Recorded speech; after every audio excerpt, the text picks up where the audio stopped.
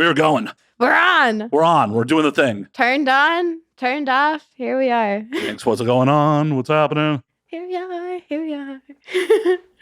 So this is one of those episodes where we hung for like probably an hour before we got on air. Shit. Hi, guys. Welcome to my ADHD shit show. You're stuck with me now for the next hour. I too. I'll drink to that. Breaking out the bottle of wine from the... Cheers. Cheers. Salud. Cling. Oh, Stella Rose berry. Stella berry is so fucking good. I don't think I've ever actually had it. Yeah, I wouldn't be surprised. It's one of those things that, honestly, and I've never been in a sorority. It's like a sorority bitch drink, I think. It's one of those things where, I got a few bottles because they're cheap. You caught me out in the middle of the desert partying, and that was the heyday of my fucking life when I was younger. That was the peak. I don't know if I peaked. I mean, Little Miss back then wasn't too important, so. Well, I'd hope not. I Right? believe you were a minor at the time, would be my assumption. No, I mean, catch me between 18 and 20. That little bitch back there still had no bounds, let me tell you. And you developed some now? I became professional. You did show up on time. I show up on time with a great attitude. Right? Which gets me in trouble. How's that get you in trouble? You know, when you have a smile on your face, just pasted, ready to go for anything can ensue. You ever have your friend go bet? All of a sudden, you're stripping in a fountain in front of an apartment complex. Oh, I want to hear this story. I mean, that was a big part of it. I mean, there's a little bit of backstory. I was back in my little extra party girl days. You know, I'm from Arizona, and it is very, very big to go and party in the desert. Little desert dwellers. What else are you supposed to fucking do? It's hot. All you do at night is bring a bunch of fucking sound systems and lasers out to the desert and party. And it was 4 or 5 a.m. We're all done with the party. Me and my squad, we're in a car. We're where are we going to go next? Oh, we can go to so-and-so apartment to go, smoke a blunt, hang out, kind of do whatever. So we go there. And I'm faded. My other friend's faded. And we got on this topic of bet. And we see this big, glorious fountain out in front of our friend's apartment complex.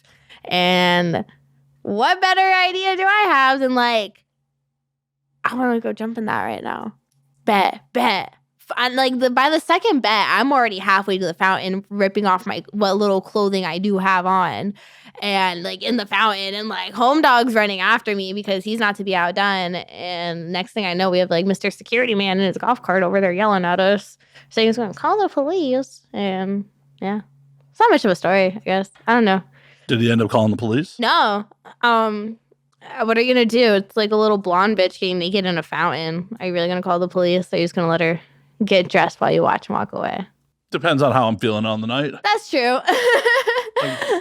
If it's a rough day and I'm just you know what? I want to watch someone suffer. Yeah, I'm calling the police. It's good. That's a good point. I think I guess I never stopped to ask him, hey, sir, are you on the end of your shift, or are you night shift ending or morning shift starting? Because I think that might depend on the attitude, right? Are we... Well, and just also how much shit he's had to deal with over the course of the night. That's true. I might have gotten lucky because at that side of town, it's not horrible, but you get 4 a.m. You got a couple tweakers walking around there, and they can get a little ballsy some nights. But I guess bless my ass, it was, I don't know, not a Friday. It wasn't a full moon or something. Did he at least try to get digits or anything, or is he just get the fuck out? Oh no, he was get the fuck out. He wanted me the fuck out of that fountain. I know that one for damn sure. He was he looked just exhausted. He was what has my life come to? I'm in a golf cart yelling at this bitch to stop stripping in this apartment fountain. It wasn't even the major city, small town vibes. Yeah, you're lucky you didn't call the fucking cops. You are absolutely lucky he didn't call the police. I think that about a lot of instances in my life. Pretty privilege gets you far. It does. It does. It's one of those things where part of the reason I never wanted children because I didn't want to instill into a child be the best looking you possibly can be because people will just do shit for you. Because I think it's a real life lesson, but I think it's a horrible life lesson. I had a narcissistic mother, so that was the accidental life lesson I got. You know, we only raise winners in this household. Damn it! Like, you do it well, or you just don't fucking do it. Right? Exactly. Like, don't ever play me in beer pong. Someone's gonna end up crying in the corner. So harsh words are gonna be said.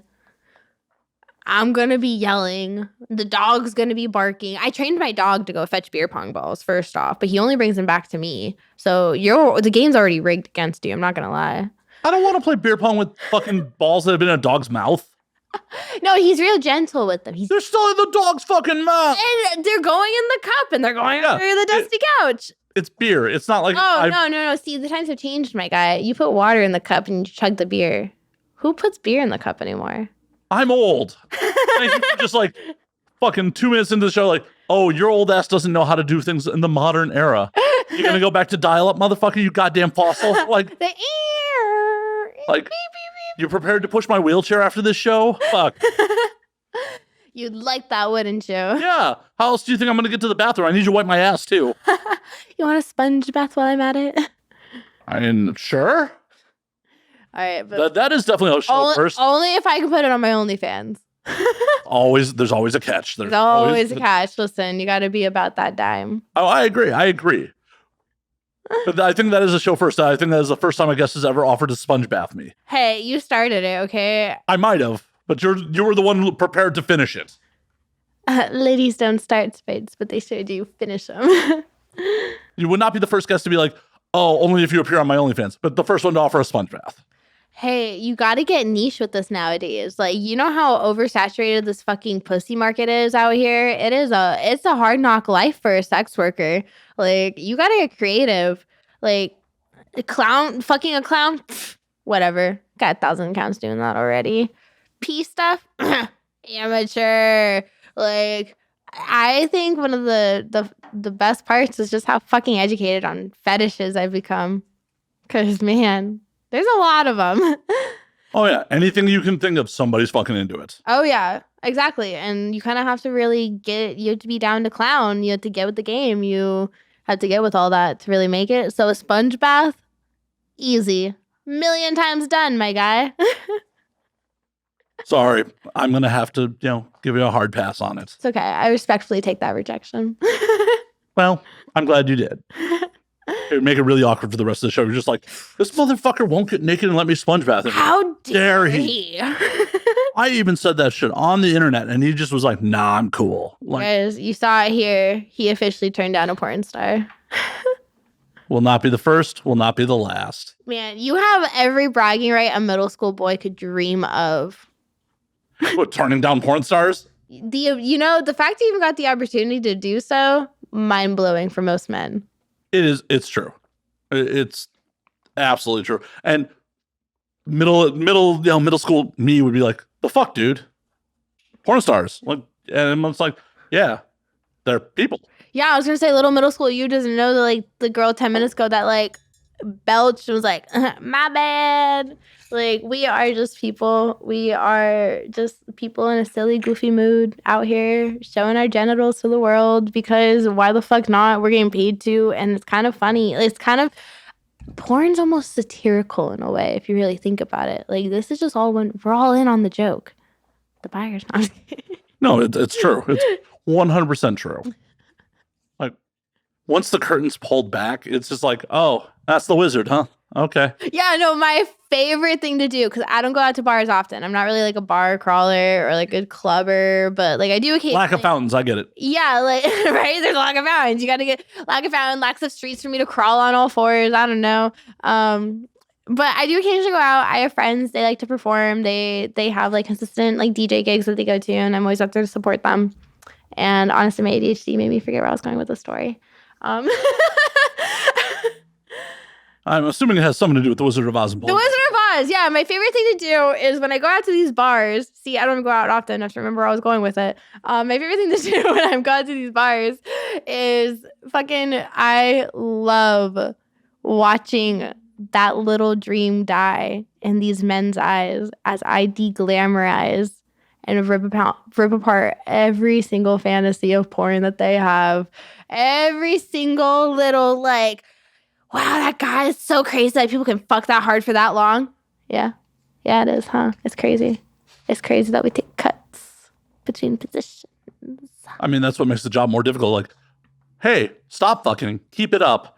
Reposition while dudes that look like me are standing over you under hot lights, no air conditioning. And you have like a PA in your ear asking what you want for lunch, or you have like a director, like, or if you have like one of those sets that's like they're filming 3 different videos in one day at the same location. It's like, like next girl's coming in for hair and makeup. Like as her hair and makeup started, like you're finishing out your pop shot. So like everyone be quiet on set, girls. Stop gossiping in the makeup room. It's so hard to do that, by the way. Makeup artists are awesome. Like always give snaps for the makeup artists in the porn world. I'm telling you, folks. Anyways. Unsung heroes. The unsung heroes of the porn industry. The fucking makeup artists. I love you, ladies and gentlemen. Always the unsung heroes. Anyways, y'all are so goddamn hard to not talk to sometimes, though. And you got someone else in the other room trying to get the perfect cum shot. And like that is, or just a cum shot. Fuck. That is the guy's one time to shine. That is your when, like once, you know what? It might even be your shining moment because someone fucking talked during your pop shot and you just hear quiet on set. And that is the glamorous life of porn. And every guy just wants to sit here and be like, wow, that was a big squirt. Yeah. I have never once commented. On all my times on set, I have never once commented on someone's pop. Just be like, all right, man. No, the civilians in the bar, they will. Oh. The fans, they will. They'll be like the squirting, they'll be like, they'll just start talking about like, oh my God, the girl's important to this. Or like, blah, blah, blah. And I'm like, yeah, that was a really awesome Dasani water bottle. Right? Some Pedialyte. No, I'm talking like I've had my pussy shoved with water before and just like hold it in and then just let it out. It's a movie. Not all the stunts in real movies are real. Yeah, we're just all our own stunt man is the issue. Like it is not, but it's fun to watch all these guys because the only other thing they're going to do is overly, all I am in their eyes is the porn star. They're going to try to hit on and be like, yeah, like if you ever need something to collab with for your video, like, what qualifications do you have, my guy? No. What you should do is get them to sign up for the most degrading shit you can think of and not even get to fuck you. Just no, my first question, not question, but my first response normally is like, oh my God, I actually have this pegging custom that I've been meaning to film. Well, and you need to, at that point, no matter where you are, be like, yo, drop trial, let me see your asshole. And if they're like, right. whoa, I can't, like, then you can't be in porn, dog. Sorry, dog. Or like, okay, I need you to whip your dick out right now. Start jacking off. I'm going to talk to you about the Domino's I had the other day and how that one didn't even compare to the Chicago pizza that I had back home. And then let me talk about this other girl that's on set. But like, what are you doing? The director needs to be hard in 10 seconds, guy. Like, come on. And what do you mean you can't? We're wasting daylight here. We're like, come on. It's going to start raining. That's not in the storyline. Like, we're losing natural light in this motherfucker. Hurry up. I had to do a picnic scene inside the house once because it started raining. Like, they ain't got time. They dropped a light on my face once and busted my lip, and they're like, "Can you still suck it out?" Like, they don't wait for anybody, dude. No. Get hard right now. Hell, I was on set.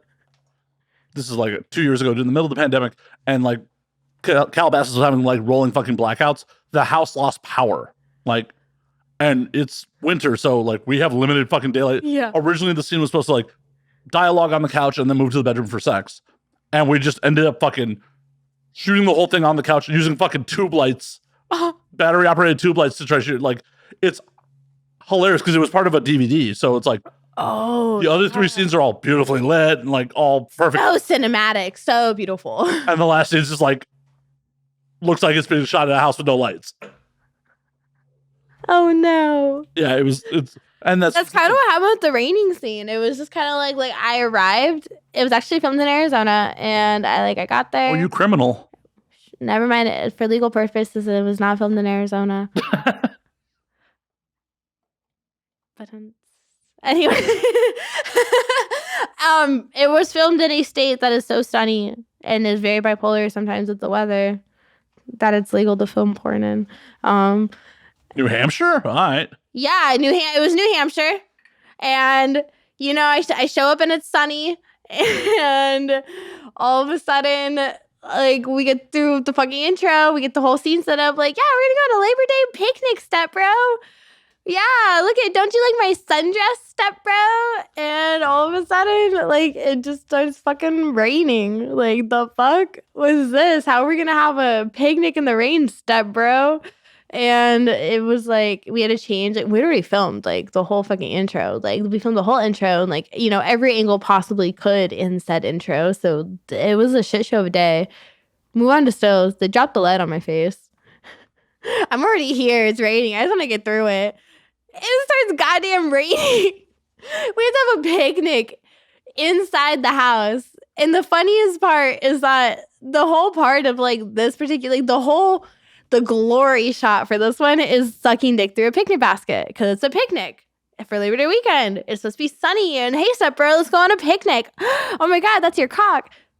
What are you, fucking Yogi Bear in the picnic basket? No, right. But it's raining outside. So, hey, step bro, let's go have a picnic in our living room.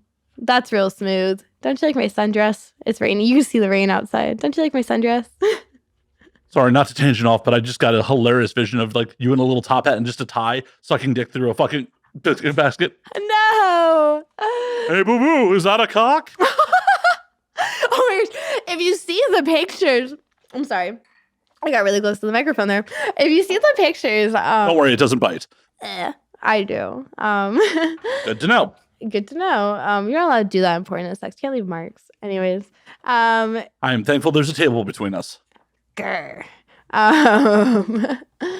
Yeah, if you look at the pictures, you could actually almost like picture that being what comes out of my mouth. Just like, oh, it's that classic, oh, like, oh my gosh, like wide mouth, wide eyes. Like, I've never seen a penis in my entire life. I mean, it might have been the first time you saw one through a picnic basket.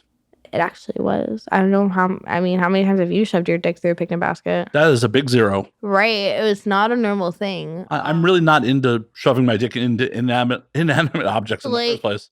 You know, before that, I've sucked a dick, like a dick in a box. But like, they've had a dick in a box before on like SNL or something. Like, that's like Lonely Island did the whole like video. Like, yeah. It's been like a whole thing before. Like, dick in a box, not a foreign concept. Dick in a picnic basket. Kind of a box, kind of. Yeah, but like, you got the wick, and it was like a real picnic basket. Like, they had the wick. I honestly felt bad for the guy's cock. Like, they had the wicker, and that was like real shabbily cut into a hole. And we're like, imagine keeping that hard through stills, and you just get like a splinter through your peener. Hard pass. Hard pass, right? Yeah, like right. This is why I have never wanted to be male talent. Right. Over a decade in, shit like that is like, no, I'm cool. Yeah, it's funny. Like, when I try to tell some of these like regular guys that are like, it's so fun. Oh, hang on. Side note. It is hilarious the compliments that men give their dicks. How pretty you guys call your dicks. You guys gas your dick up like it is Miss Universe walking that catwalk. You guys are like, oh yeah, I have such a good looking cock. Like, yeah, bro. Yeah, Chad. You get such a good looking cock. Such a good looking. Yeah. How big is it? Yeah. How many dicks have you seen? Oh yeah, you know it's bigger than the other ones, Chad. Yeah. Such a pretty dick. What's its name? You got a name for it? Because he spends all the time in the bathhouse checking out other dudes, obviously. Dude, they're so proud of him. See, I am not. I'm just like, I have an average penis. It does the job. You know, it's funny that right there, an agent would be like, I respect that. You're a director. You know what? He sounds like a legit guy. Yeah, like it does the job it needs to do. It's failed on occasion because I'm an adult and I drink sometimes. You should see the way some of these male talents talk to their dicks. It is not nice. It's kind of funny. It's like, come on, just fucking work with me here. Well, yeah, that's a high pressure situation. You have a whole bunch of people making a fucking day rate who just want to go home. Nobody wants to hang out on the porn set any longer than they got to be there. Oh, dude, you'd be surprised. There's some set hangers. I mean, sometimes you got nothing better to do than hang around on a porn set. Okay, that's not my personal experience. My personal experience is like, I'm here for my day rate. Let's get these fucking scenes done. I want to go home. I have all you got the ones that they're like, I actually have to go catch a flight right now. Or like, I just drove the 3 hours up here. And you're like, whoa, my guy. Yeah, the way I look at it is I make a day rate. longer I'm on set, I'm making less dollars per hour. That's true. And that is a really good way to think about it, because like the rate stays the same. Like no matter, we're not hourly, we're not minutely, we're not whatever. It's you're getting paid for that video product. So it's whenever the fuck that video product is finished. I've had it where I spent 3 hours in hair and makeup, and on a different film set, I was in and out in like an hour and a half. I had a job as a PA for a feature. I was the first one on set. I was the last one off set. When I calculated my dollars per hour on my day rate, I made under minimum wage. It's like being a server sometimes, honestly. Well, at least in California, as a server, you make minimum wage on top of your tips. It's one thing California does right. See, y'all got lucky with that. I was just shitty small town being a server, hosting some goddamn spoiled kids' birthday parties. But not making minimum wage.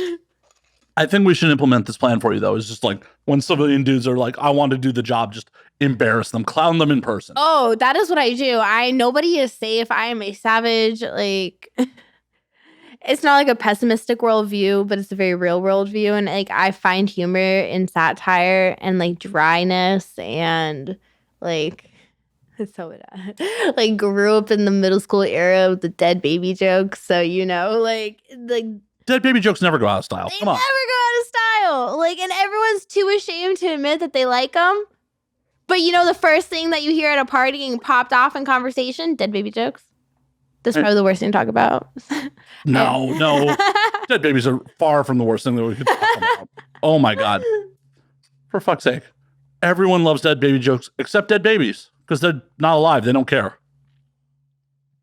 I don't know. I guess people who have miscarriages get a little upset about them. Well, you should have had a better uterus. Darwin's theory should have liked you better. Survival of the fittest. Evolutionize, bitch. Isn't that horrible to think? That sounds so awful. I'm so sorry, Hamlet. Disclaimer, I don't ever want kids. I don't like kids. Don't take this personally. Isn't that a horrible thing to think about? That like some of the people you meet, like you were the strongest swimmer?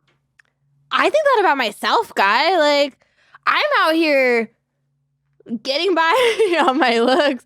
I'm looking at myself. I'm looking at my dad, who was like this great, great hockey athlete, smart guy, does all this. Looking at my mom, looking at my siblings, who, my sister's great mother, all this shit.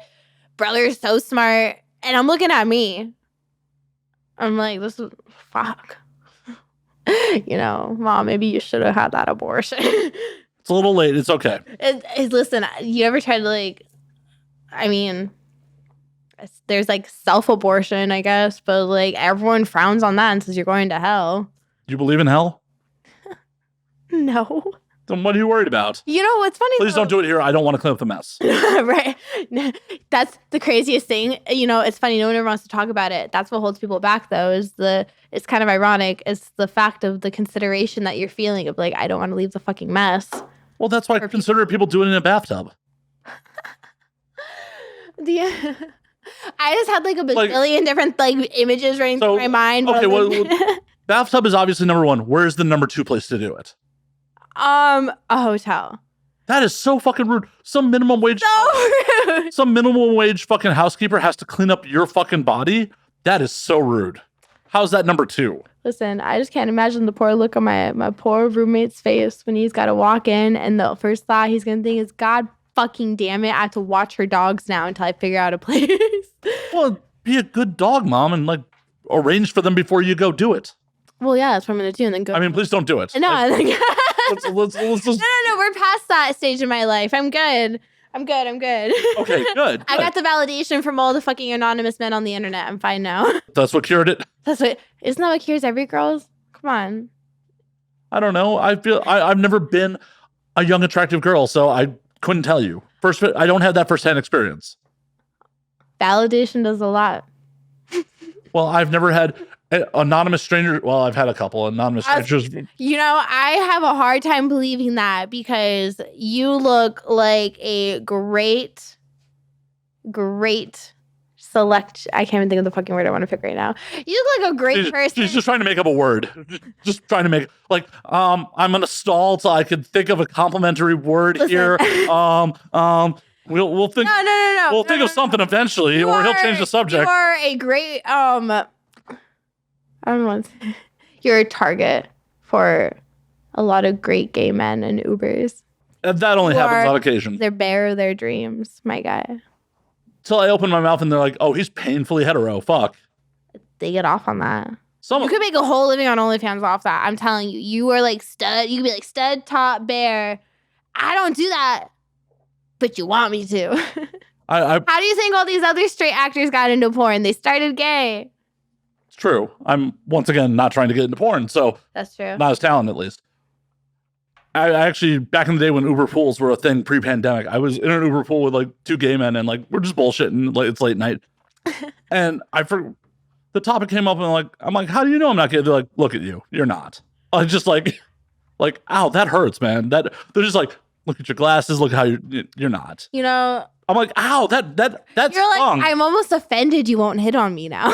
Yeah, no, like, honestly, I'm secure enough in my masculinity when like dudes hit on me, it's like, oh. As you should. No, that's the right way to be it. Like, that's how you should handle it. And I guess like where I'm coming off to, like my boyfriend, he does Uber driving and stuff for that extra cash. And his first comment's always about the amount of times that he's been like harassed by gay men. And I'm like, well, sorry, champ. Like, what do you expect? You got a beard, you're tatted up, like you're gonna get hit on. I'm like, just put a picture of me in the dashboard. And he's like, that's not gonna stop him. And it just reminds me a lot about like, because like I'm bisexual. I've been out of the fucking closet. I mean, my family are always kind of new. They thought I was lesbian at first, then I came home with a boyfriend, honestly.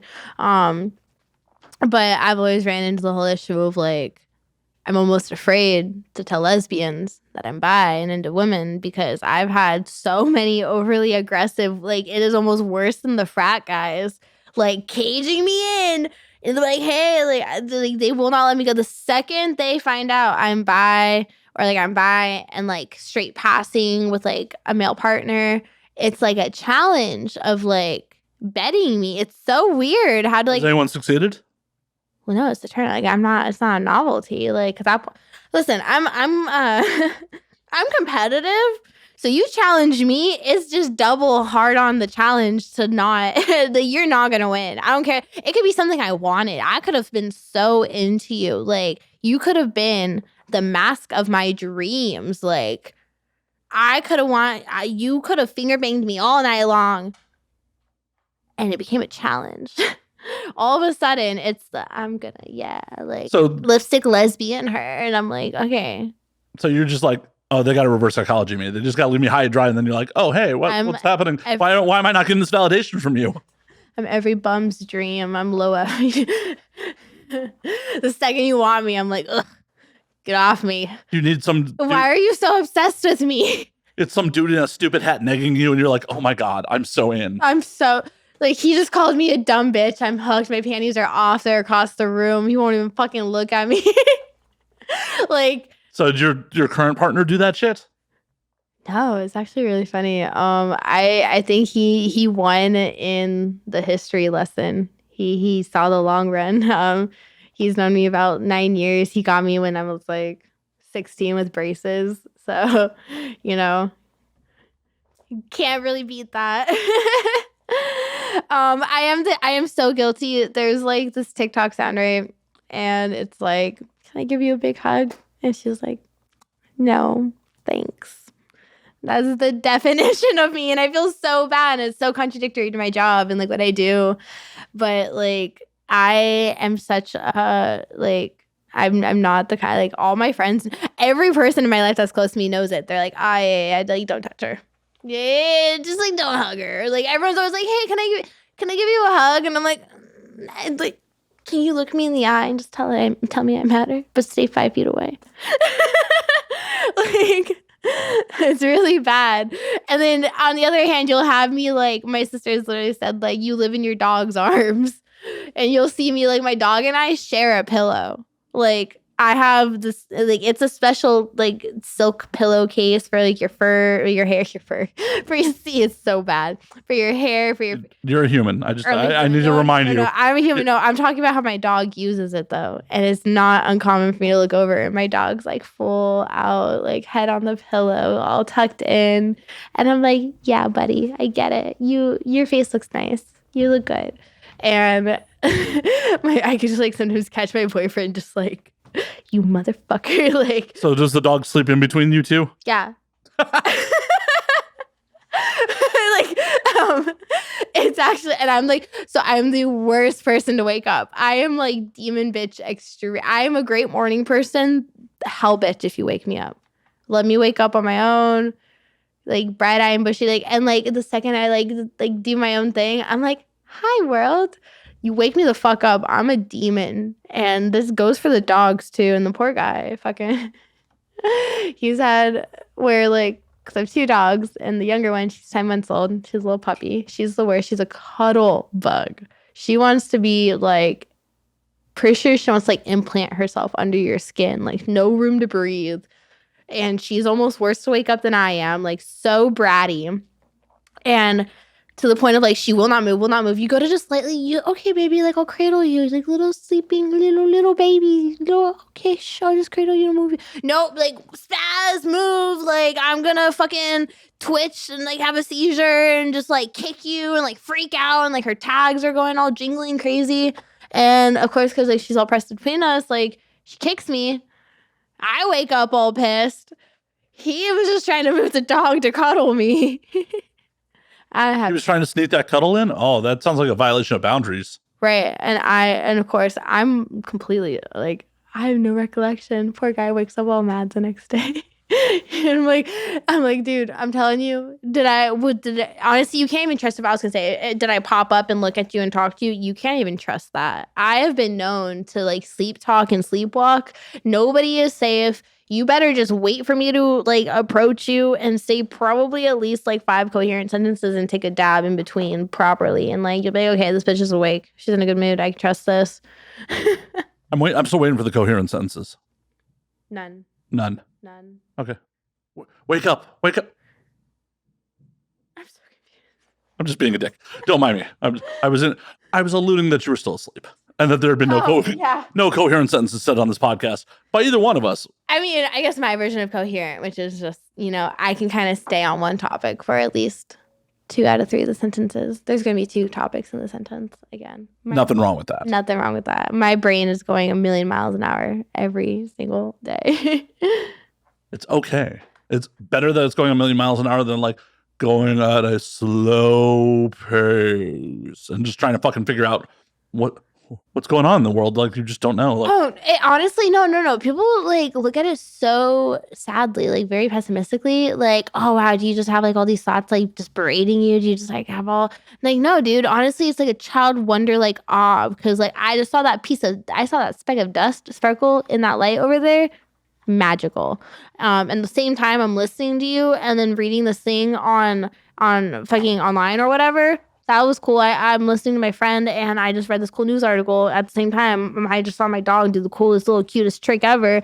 And all within that same 5 seconds, my serotonin is just gushing because everything is just so cool to me. That's a good way to be. Shit. Right? My takeaway from that, though, is my apartment's dusty. Fuck. Fuck. No. It's fine. It's kind of, you just have to look at it the right way. Like when I was younger, like you were just like a very girly way of viewing it, but like dust being like little pixies in the air and like. It's just dead skin. I went to school for skincare. So fascination point. I love dead skin. I love skin. I love that weird gross stuff. Dr. Pimple Popper is my shit. Like that is my ASMR. Like I want to watch the gross comedones. Just like, ugh. You ever pop your partner's pimples? I haven't asked him yet. How long have you two been together? A good minute, yeah. And why haven't you asked? What's wrong with you? It's like... You're just not at that level of intimacy yet? I was going to say, it's just like so intimate. We definitely are. Honestly, he's lucky. I've just been too busy. I've been traveling. You've been too busy to pop his pimples. I know. I'm a bitch. The worst. I'm goddamn worst. Like, I am just like, just dump me now. I'll edit that out. I don't want to be responsible for your relationship falling apart because you're like, dump me now on. You said it to the goddamn internet. You said it to the internet. Like, I promise I'm a real catch. It's fine. I'm the best. It's okay. You just won't pop your pimples. No, I might ghost you. I ghosted my husband. You ghosted your husband? Yeah. Okay. There's a story here. You can't just be like, or did you murder him and that's how you ghosted him? No, because I never had my goddamn like flowing robe with the feathers moment when the FBI shows up and I'm like, my widow. My husband. There's no statute of limitation on murder, so they could still. No, he's alive still. He's an asshole. Cliche, got married young, whatever. Turned out abusive, whatever. Infamous last words are, what, are you just going to go do porn? You're so dumb for saying that because you're goddamn right I am. I'm going to do great at it too. Was porn even a consideration before he said that to you? Yeah, no, it was. That was the dumb part. I was like, I didn't really need permission for that. Now you gave me motivation because I'm feeling a little spiteful. You're goddamn right. Like, you want, here I am, world. Ghost your husband. Go do porn. Like, fuck you. Yeah. It's really the move, honestly. I recommend it, I will happily ghost my first husband. As you should. I fucked up. And it's dumb because I always told myself, marry first for money and second for love. And I didn't even fucking do either. Well, you've been married a second time? No. I didn't even get married I wasn't even like, oh, you ever just like get really fucked up in Vegas? Yeah, that's how I almost got married. Yeah, the whole it being the same chapel Brittany Spears got married at was a real selling point for me, apparently. See, if I had gone there instead of the chapel I tried to go to when I tried to get married, I probably would have gotten married. Dude, you know what? It's like once you see that pink Cadillac in the front, it's just game over. They got you sold. You got the plastic roses out in the front.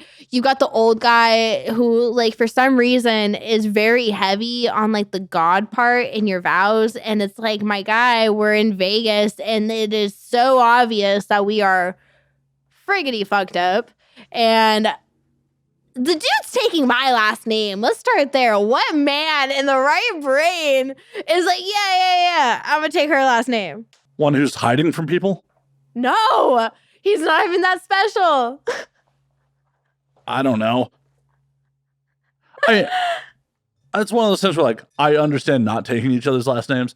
I also am, like, kind of old school in the fact that, like... See, I grew up Mormon. I'm all into that shit. I'm like, yeah, make me a housewife. My God, like, dude, not Mormon anymore. Not very religious at all. But for some reason, that fucking part stuck with me. Like, there is nothing that turns me on more than, like, cooking dinner for a big group of people and having get-togethers. I don't know why.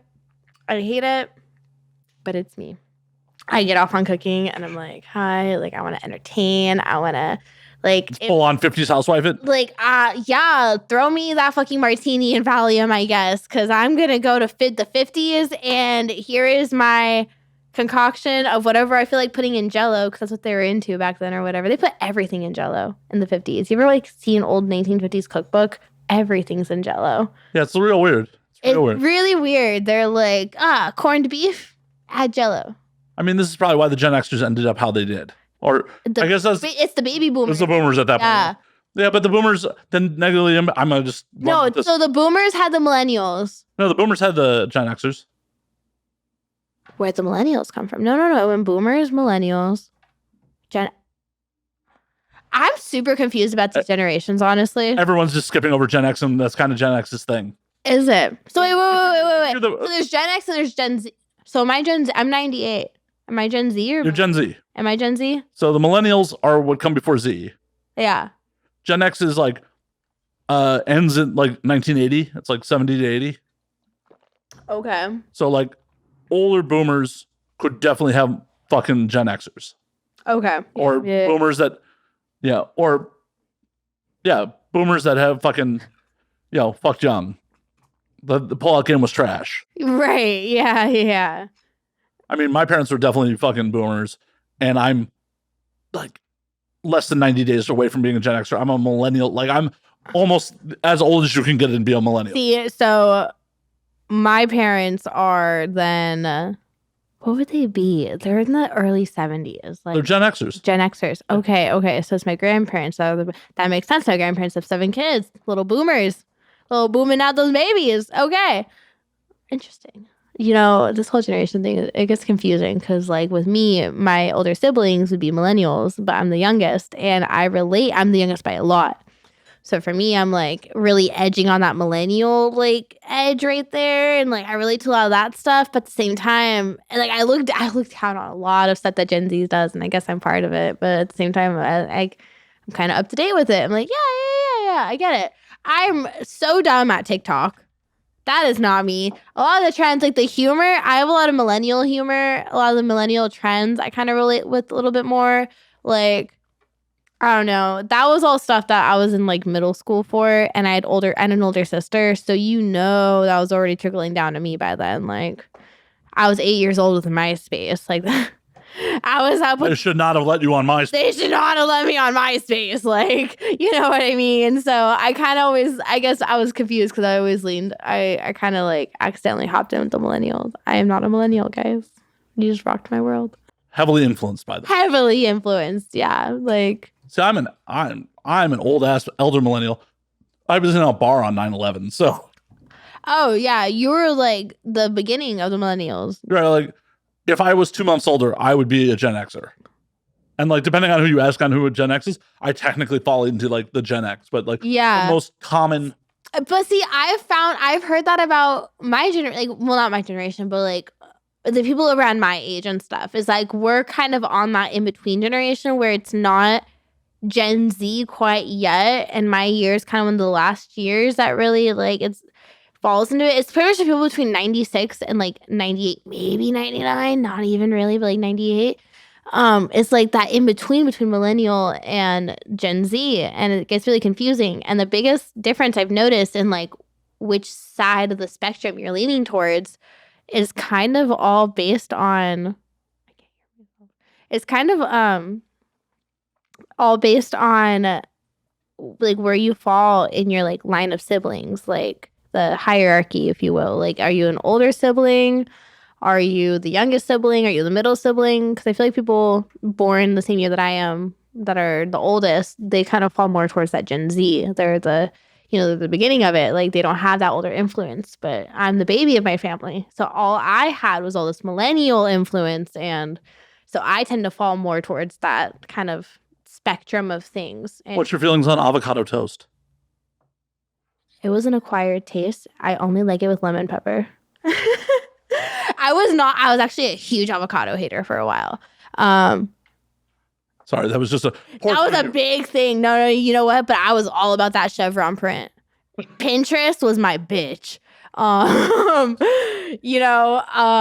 When, I was in awe when I saw the concept of a gender reveal becoming a thing. I was also in middle school and was like not anywhere near having a baby, but you hope. No, I wasn't. I was group Mormon. Like, let me tell you, there was no like kissing boy. That was crazy that I did that in 8th grade. Let me tell you. Oh my god. Right? You still have your magic underwear? That's after you get married, silly. I don't fucking know. Temple. No, the magic underwear comes. Your undergarments is after you get married. You have to be wearing that. But I did have the motto of head, shoulders, knees, and toes, which is it's so crazy. And this was when I was in like the youth group part, which is called like Young Women's, which is whatever they separate the young men's and the young women's. And in my particular like ward or group, whatever you want to call them, whatever religion, is basically just like my youth group. Head, which is like when you put your hands on your head, does your shirt lift up and show your midriff? And then shoulders are your shoulders showing. I'm wearing like right now, like my shirt is breaking every single rule right now. Like, it's oh no. My shoulders are shown and my midriff is showing. And then knees would be like if you're bending over, can you see down the front of your top? And then toes is like if you're bent all the way over, can you see up your skirt or is your butt hanging out? And Yeah, head, shoulders, knees, and toes. Meanwhile, the boys got to go learn cool knots to tie. I don't know. To tie up their many wives? No, that is a big difference. They do definitely separate themselves. I grew up in, luckily, I guess the most non-culty version of the Mormons. Like we did not do like the child wives thing. We did not do the whole like many wives, but it was just like another very conservative form of Christianity, if you will. I still have some respect for some of the values of the Mormon church, but like what? You know, the whole respect of marriage and modern day. No, the modern day. Wait. I ghosted my husband. I respect marriage. Like what? Well, you shouldn't beat your wife. I mean, only if she's asking for it. Consensually. Asking for it. Consensually. That's asking different. For it. That's different. But whoa, what did you think I meant there? Whoa. I mean, in the sense of like adultery is like viewed like wrong, I guess. And you know, if you want to fuck someone else, you need to discuss it with your partner first. They're very, very big on that like family value, which I like, which could just go into any conservative, like whatever. Wait a minute, the Corn and Limp Bizkit tour, they're into that? Yo, speaking of that, whatever happened to the 1999 fucking Woodstock with Limp Bizkit? Oh, that's a shit show. Let me tell you, that got brought up in a recent scene I filmed. And I was like, was anyone involved alive in 99? No. It was actually. I mean, alive. Were any of them conscious of what was happening in reality in 99? I know you were technically alive in 99. We have like the director who obviously was alive, and like one of the male talents was in middle school, I think. Like I graduated high school in 99. I know people that went to Woodstock 99. Like went.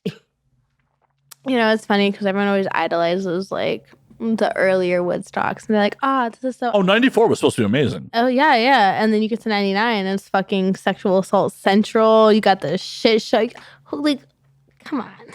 Obviously, really poor planning for a festival all around. And a lot of it was based on a lot of crazy greed.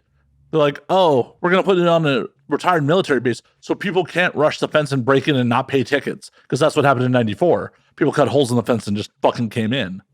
And the promoters can't lose their fucking money.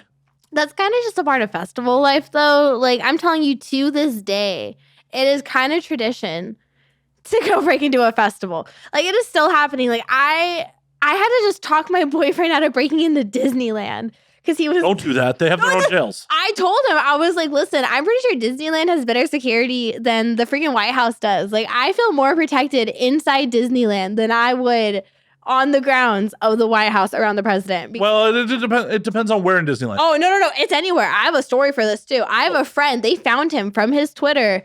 I went on this, like, big trip. I used to be a theater kid, right? We went on this big theater trip. And one of my friends, he's whole, like, anti-establishment, whatever. He's tweeting this whole, like, you know, like, Disney's anti-Semitic, whatever. Just, like, hating on Disney on his Twitter. Only has 200 followers. He's just some high school kid from Arizona. Like, no one matters. And we go to Disney on this trip. It's very common for kids in Arizona. Like, having a pocket knife is kind of like a rite of passage. Like, you know, whatever. It's just pocket knife. Like, no one's violent with it. It's just, like, most guys have a pocket knife. We go to Disney, and Disney, you know, has their security when you walk into it.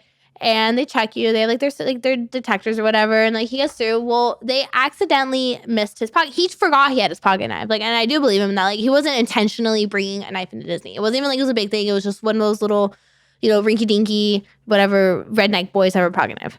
And he forgot it. And he was like, oh, ha, ha, ha. He decided to make the most like, ha, ha, tweet. Like, oh, ha, ha, ha, Disney forgot. But he didn't at anybody. Within 2 hours, Disney had found the tweet, found him within the park in like Toontown or something, pulled him out of line, took him and put him, everyone kept saying it was Disney jail. I don't really know if it was Disney jail, but they basically had him held in backstage Disney with like security. And my poor mom, she was chaperoning this whole theater trip and she was so excited to go ride this Peter Pan ride. So it's her favorite ride ever. She's so excited. She's waiting in line. She's literally at the Peter Pan line. She gets the freaking call that she has to go escort this kid from downtown Disney and the security and all the officers to the airport. And he's totally banned from Disney. He can't go. He's, has to go home early from the field trip. Like, this whole thing. Disney will find you. Disney will find you. You ever watch that South Park episode? Disney, they will find you. Well, it's an important life lesson. Don't put anything on the internet. Especially don't admit to crimes on the internet. Don't put anything on the internet. Okay, hang on. This is really ironic because, like, I do porn. Don't put anything on the internet. I mean, we're also on the internet right now.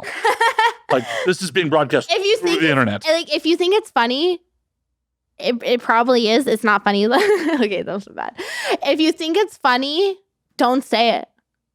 Because the funniest things are in the it's gonna get you caught. My dad said it best. He used to always say like how unlucky my generation is with not getting caught. Like, his generation could just like go out to the woods and have their keggers and go pool hop and go do whatever the fuck.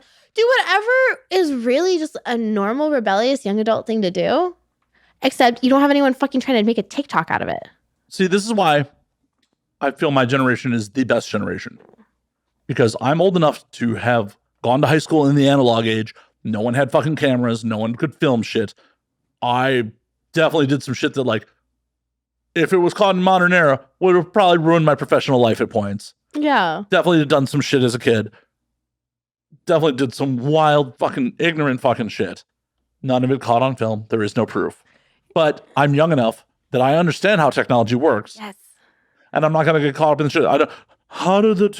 I understand how this shit works. How do I forward an email again? Right. This is why I think my generation, the elder millennials, we are far superior to everyone else. No, totally. And I can see that. And even like my sister's generation, because like she was in that budding era of like, they had the slider phones on MySpace, but like there was no iPhones, there was no sharing your location, there was no like live streaming what you're doing at that exact moment. And even like, yeah, you had cameras, but they're like the digital cameras, and you have to go take a fucking bumfuck hour of uploading it to your computer if you have the right cord to upload it to your computer. And like it definitely, I was in the era of like for me it wasn't TikTok, it was Vine. Like, I missed the fuck out of Vine, but like it was kind of the downfall. Like, my dad said it best. Like, you know what? I am unlucky in the sense of like you want to know how I got caught for every fucking goddamn thing as a kid? My fucking phone. My fucking shit. The thing I thought was my best freaking friend. No, it was my worst enemy, because you know what? Everything is kept track of and you can't get rid of it. Well, this is the exact shit I warn people about before they think about getting into porn. Like, once it's on the internet, it's there forever. Right. So I'm not going to lie. One of my favorite things I always tell people is like, you will never throw me under the bus before I do.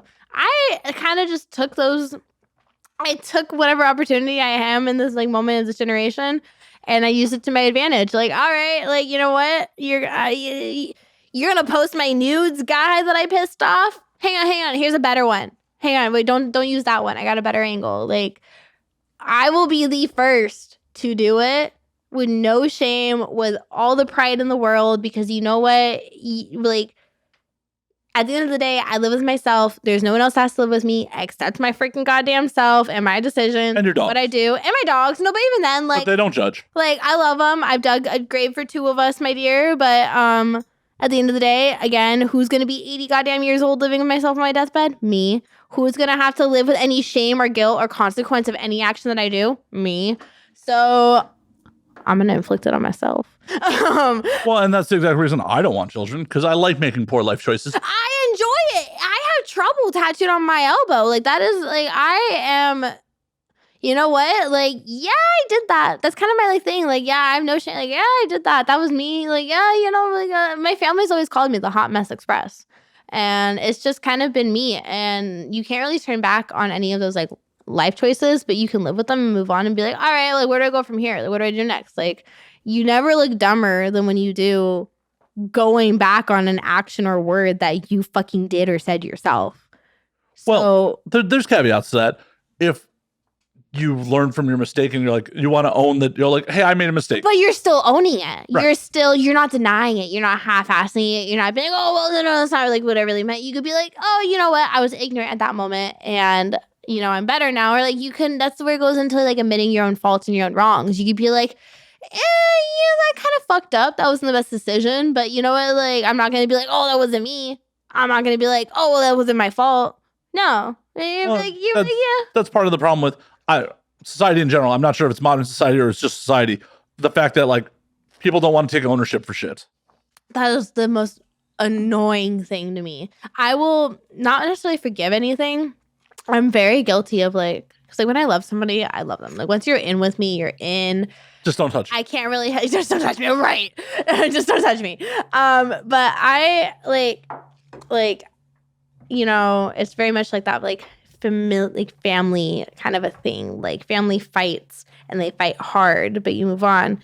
With friendships, with anything, like, you know, once I really like care for you, like you're in there. So, you know, you might do something bad. Sometimes you're human. Like humans have flaws. Humans have shadow selves. Like we aren't perfect. And if you fuck up, like I've seen it. I've done it. Like I am not perfect. I've fucked up a lot in life and I've done some real human flaws and some real growth and mistakes. And I can accept that in other people. And I only if they're like real with themselves. That same thing of just like, yeah, you know what? Like I did that.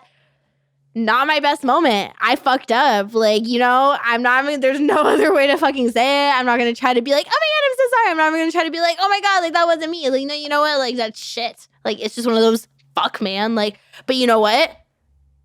Like, I want to be better. And I'm going to own the fuck up that like, that was me. You know what? Like, yeah, I got to do better. What I don't like is people that go the fuck back on it or try to make excuses or try to be like... Or blame someone else for Or blame someone else for it or try to be like anything other than ownership of, you know what, I had this very real human moment of error and flaw, which is so common in this world and so just at its core human. Like, just admit it, dude. You're a person. Right. Like, I have a friend of mine, well, a former friend of mine who's fucking dead to me. Over something, I have so many of those. Over something that's like so in the grand scheme of things minor, but yes, but because of how he handled it, that's why he's dead to me. It's the principle of the action, not the action itself. Right. It was someone real soon. Like a bunch of us were out. I drove. I parked in a bad parking spot. I got fucking towed. Like we get back and like the car's gone. I'm like, oh, fuck, I got towed. He goes, oh man, that sucks. You drove. I'll help you out with it. I'm like, oh man, I really appreciate that. I hit him up later in the night, like, yo, I found out where the car is. This is how much it's going to be. Like, whatever you can help out with me. Yeah. And his response was, another mutual friend says that, oh, that's your problem. I shouldn't help you. Yeah, exactly. That like, kind of a stuff. Like, if he had just been like, yo, man, I can't, I don't have the money to help out. It's just anything, like any ownership. The idea of putting it on someone else, I shouldn't help you out to something I volunteered for. Like, I didn't ask for help. It was, he volunteered to help. And then dialed that back and blamed a third party like, oh, this person says I shouldn't help you, so yeah, I'm not going to. Like, you can fuck yourself. Literally, yeah. No, exactly. And that's where I've always ran. And I've had people yell at me before where it's even gone to the extent of like having a homegirl sleep with a boyfriend. And homegirl, you know, was the one that came to me and was like, I just can't hold this in. Like, I know I did you dirty. And I was like, you know what? The guy cheats on me all the day. You know, he's a bumfuck. I'm not with him anymore. But, you know, I was like, I know the guy's a shitty guy. And every other girl I would have gone after. But you know what? We have such a deep friendship. Like, so I thought. And I really respect that you know what? You took the ownership and you came to me and you were like, I know that this was shitty and I want to make things right. And she even at first was like, I understand like the whole like, you're not going to be nice to me at first. You're not going to be like... You're not going to be happy with... You're not at the bat. You're not going to be like, oh, yeah, you told me we're best friends kind of a thing. But like... I mean, you two should... You shared a dick. Right. Come on, girl. We're Eskimo sisters. Come on. No. But like... And I did. And at first I told her. And I was so upfront. And I told her, I was like, listen, I have so much hate right now for you. And I can't stop that. That is my human emotion. Like, I am hurt. I am... whatever human, I told her like what exactly I was feeling, and I told her my process. I was like, I'm not going to be all bestie with you, But you mean a lot to me, and I really respect that you came to me and you were honest, and that for that right there, I still hold respect for you. Because all the other girls, because again, my ex was a shitty guy. This is the ex-husband or a different ex? Different ex. I don't have good taste in men. That's why I do porn. Whoa, whoa, whoa, whoa, whoa, whoa, whoa, whoa. That's a bad stereotype. Sorry. Like, it's real. I have no other rebuttal for that. Well, you should apologize to your partner at least, who waited 9 fucking years. You're right, baby. You're great. I love you. You're not even looking at the camera. You're just like looking off into space like, baby, I love you. This is no. here. I'm the problem. I'm the one with the bad taste. But he's the one you had taste in. I view it as he has taste in me. So he's the one with bad taste? You know what? I question it sometimes. I'm a fucking piece of work guy. Like, I don't know, dude. I've been led to believe you're trouble. Exactly. But yeah. Going back to the story though, I told the girl, you have my respect. This bitch had the audacity when she was like, yeah, I got her. She's right in my clutches. Trust me. She forgave me. She thought I forgave her is what it is. No, girl, I just still respect you told me, woman to woman. Like, I really like you as a human because you're being human right now. You're being like, damn, I did this really shitty thing. I'm going to tell you because now you can properly heal and move on from it because you know it. No, she went back and was like, then tried to switch the blame to somebody else. I was drunk. Or She fuck him again? Dude, you were just bragging about the head he gave you. And now you're going to try to tell me it was something other than that? Like, nice try. Like, just because you were like, I got her. Now let's make myself like really in the good. So I'm like, dude, you already had it. You had it in the fucking bag. Like, you did every step of like what I could ask any person to do and they fuck up against me. And then you just demolished it. Like, I mean, your ex can't be all that bad if he's giving good enough head that, like, dude, an infidelity. So he's giving infidelity head out. Like, dude, infidelity head is so impressive. Annoying. So funny story. I ended up marrying his best friend because we all know I run on spite. And like 3 years later, as I'm telling this guy, like, no, we shouldn't sleep together. What about everybody that we know? He was like, you remember that one time they cheated on the both of us? Because he was dating the girl that slept with my ex. So it was a whole thing. I was like, you got me there. Like, You're fucking incestuous there. No, right? I'm like, you got me. Listen, I'm not saying I'm perfect. These are my flaws. I mean, this is like one step away from him pulling you out of a dryer. Shit. We broke up one time. I used to call him daddy. And I looked at him. I dead ass looked at this man up in the eye through my tears. And I'm like, is this the part where daddy goes to get some cigarettes and doesn't come back? Little did he know you were the one who got the cigarette. Literally. I hate myself, let me tell you. But there is nothing I will not do in a situation if not find the goddamn humor. Otherwise, I'm going to, self-abort. I'm going to do what my mom should have done in the beginning and just like, because if I can't fucking laugh at the situation, it's game over. Like, you've got to find the humility in the situation. You've got to play yourself a little bit. Because if it's not you playing yourself, what are you doing getting played by these motherfuckers out here? Right. Hey, no matter how cool you are, you're not that cool. Right. Exactly. That's what it is. You're not that cool. Like, let's be real.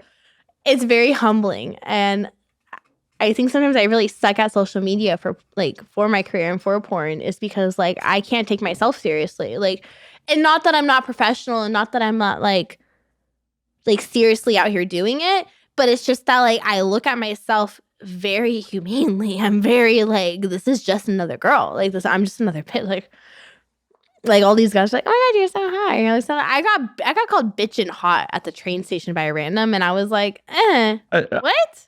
I'll bring you down a peg here. It's at the train station. That's only one. Thank you. No, thank you. But that's it, right? That's there. one step above the Greyhound station. That's one step above the gas station. No. Gas prices are really expensive. No. Gas stations though, like anybody can get catcalled there. Like you could have really nice legs as a guy and bending over, and I bet your ass, it doesn't have to be like leggings or shorts. Like that's never happened to me. I was going to lead into the guys that have long hair, that trend nowadays, they're going to be the ones that get catcalled at the gas station. It's crazy. There's the audacity that I have heard at a freaking gas station being catcalled. Like, I've gone in there like hand in hand with like a 6'5" motherfucker, and I still got Mr. Mans over here on his freaking bike and like 20 grocery bags hanging on like whatever, like going, "Hey mama, like you want to come over?" And I'm like, "Oh, no, thank you." Hey, sometimes you gotta shoot your shot in life. Oh, they shoot their shot. I mean, what would happen if you just were like, "Yeah, drop your pants right now"? Oh, but that's like what they say to me. Okay, so like Mr. Mans at the fucking train station, his intro is, I just gotta like, your shorts are really short, you're bitching hot, and then just biked away. And guess what?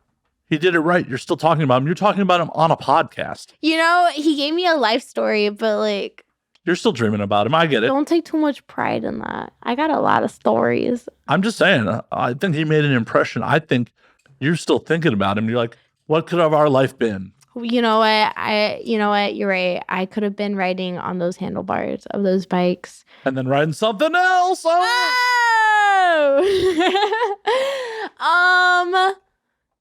I think I'm good. You know, the fact I have like turned down men on Twitter with like 200,000 plus followers just because I was a little, I just wasn't feeling getting digged down that day. I don't think any man on the bike. People can buy followers. Wouldn't that be really depressing? Like, oh my God, he's got 200,000 followers. He paid for them all. That's like a thing. There's actually another model that I saw recently. And someone, it's very classic having the trolls make the fake whatever. They steal your pictures, the catfish. They steal your pictures, make an account, whatever. And they normally don't have any followers. Well, this person literally spent $100 to get like 60,000 followers. So it looks pretty competitive. And she's just had to fight this entire time to like be like, this isn't me. I know it says 60,000 followers, but that ain't me. And just like imagine having that'd be hilarious if the troll had more followers than her. Oh, thank God it wasn't. She had like a solid like 40,000 plus on him, but still, like, that'd be hilarious if your troll has more followers than you. No, okay, that's kind of one of my fears because Instagram deleted me, right? Within the same 24 hours, I had my original Instagram and then I had my original TikTok, and like TikTok got me first, which I'm not surprised about. I got a little bitchy to a couple of comments and like the audacity. Like I just had it. Oh my God, you had an opinion? No. You stated it? Oh my God. Oh, how dare you? No, you have a uterus. How dare you state your opinion? I had the urge to respond to every troll with the most like sarcastic, bitchy opinion I could, which is just asking for the whole, them overly reporting you or whatever. Also me just being like, "Oh, you mad I took that BBC?" Like whatever. Like I was being real. I was being no filter. And TikTok got deleted. I kind of wasn't surprised. I'd already gotten like 5 different like report warnings of them being like 5 different videos taken down, then be like, like this is your last warning. We're gonna delete you. And I was like, okay, right. Well, they did it. And I go on my TikTok. Well, no, I went on my Instagram. My Instagram was good. Like I really followed my rules, right? I promise. I did not show you my nipples. I did not show you my poo tang or my butthole. I was trying really hard. And they took my shit down. And I was like, you dumb bitches. So I had to make a new Instagram, which, it looks pretty fucking shitty when you're like verified on Pornhub and you have under 500 followers like on Instagram. You look like a fucking scam artist. I already know I have like a fake account out there that for some reason can't get deleted. And they have more followers than me at the time. I'm like, this looks real. Real sketch. Real sketch, yeah. I'm like, damn it. I'm like having to like should I put like my name and date on a paper and like be like, hey, this is me. Like you should. Like do it old school hostage style. Go get a newspaper. Go find a print newspaper with today's headline. That's right. It's kind of funny though, because like the second that I shared a reel from like my TikTok page to my Instagram page, like a recent one, is the second that all my followers kind of started to come back, and I'm still nowhere where like I used to be. But I thought it was just funny because it was like, oh wow, it took me posting a recent TikTok, which could also be faked, for you guys to realize that it's me. I fucking hate you guys. These are all. Well, I'm just kidding. I only say that because it's like when I started my new Instagram, I didn't go reposting all my old posts. These are all brand new pictures that are only been released on this Instagram. So I'm like, where would this like catfish get this? Like, where would this catfish find? Hacked your phone. That hacked my phone, had this hidden vault of pictures that have never before been seen. You can't Google this shit. And they're on this new Instagram that says, "This is my only Instagram. Here's my agency. Here's everything." You can do like everything to prove that it's me. And it took me posting a fucking TikTok of a voiceover that's not even my voice. I hate you. I love you. I'm just kidding. Like, thanks. Please spend your money. Spend your money. Hi guys. You can cash my Cash App. It's ohoney with the 3 Ys.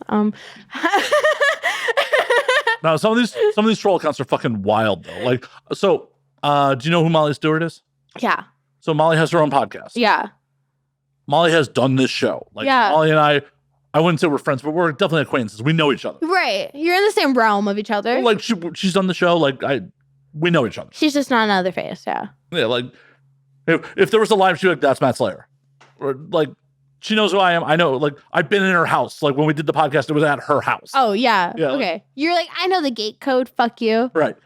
I had some fucking troll pretending to be Molly, like slide into my DMs and do the typical like, "Oh, you're one of my #1 fans," and like sometimes I'll entertain those things for a little while just for my own fucking amusement, and I'm just like bullshitting and like they're not giving anything that's amusing, and I just turn around and literally take a clip from the podcast of me and Molly together and like, oh my god, wait, you guys were together at the same time while they're messaging? That's even better. No, we weren't together. I took a clip from like the podcast when. Oh, okay. Well, where you at least know her. Okay. Yeah, like of Molly and I in the podcast. Yeah. And this fucking troll had the audacity like, "Oh, Matt, it's been a while. Like, are you?" Oh, like you're gonna backtrack right now. Like you started off with like you started off this interaction with completely being like, "I don't know you, but you're one of my biggest fans. Yeah. Like, I'm doing you such a grace and a service to be reaching out to you right now. It's such an honor for you." And I'm like, and then it's like, "Oh, it's been a while." Like, seriously, you're really gonna keep this up? Like, I literally just showed you footage of me and the person you're pretending to be together. Like, I love that. So one of my homegirls, she does modeling. She's not like, she doesn't do mainstream porn, but she does like content creating, and she's trying to get more into like mainstream modeling. But unfortunately, one of her, like somebody hacked all of her accounts, her Instagram, everything. And she made a whole new account. I was like, and this was my friends that like is a friend that I met outside the industry. Like, it was one of those things like, "Oh, damn, you sell naked pictures of yourself too?" Kind of a friendship, you know? Like, it didn't start like that. It wasn't like, "Oh, I met her through a shoot." Like, this is my friend. Like, she's one of my best friends. Like, you know, like, she's like, all that kind of a shit. The person that hacked her account had the audacity. They, like, messaged me at first. And her new account was kind of similar to what the old account was. So, like, the first one message kind of got me because I came into it with, like, the... here's this random account that's trying to, like, there's this fake account of you. You should go, like, report them. And they just gave me, like, the username. So I was like, okay, like, thanks, girl, whatever. I didn't pay too much attention. Typed in the username to my search bar. Nothing came up. And I was like, nothing came up. And they were like, here, click this link.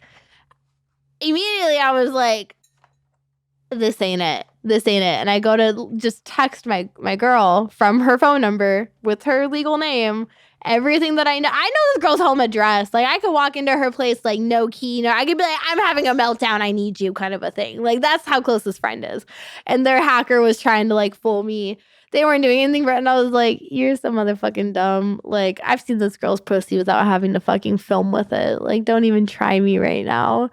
You're so funny that you can't even, like, why would you say it's this username and it's not popping up and then be like, here's the link?" Because people are dumb. They're dumb. They're so dumb. They don't, all her posts are like of her, like, doing personal activities with me. We don't have the whole, like, "Hey, check out our new video," or like, "Oh my God, I just collabed with so-and-so." It's like, "Oh, we had this really intimate birthday dinner together," and like, "Oh yeah, like we had this really intimate thing together that's like personal life." Like, Well, these hackers are fucking dumb. They're not looking to like actually cross-reference, because there's been multiple times where like I've had, besides the Molly situation, where people have slid into my DMs pretending to be someone's like, "Yo, motherfucker, you really, though I follow them, you really should look to see if they follow me." Yeah, exactly. You really should look to see what posts were tagged in together, because 9 times out of 10, it's been someone who's done the show, like someone who's in person.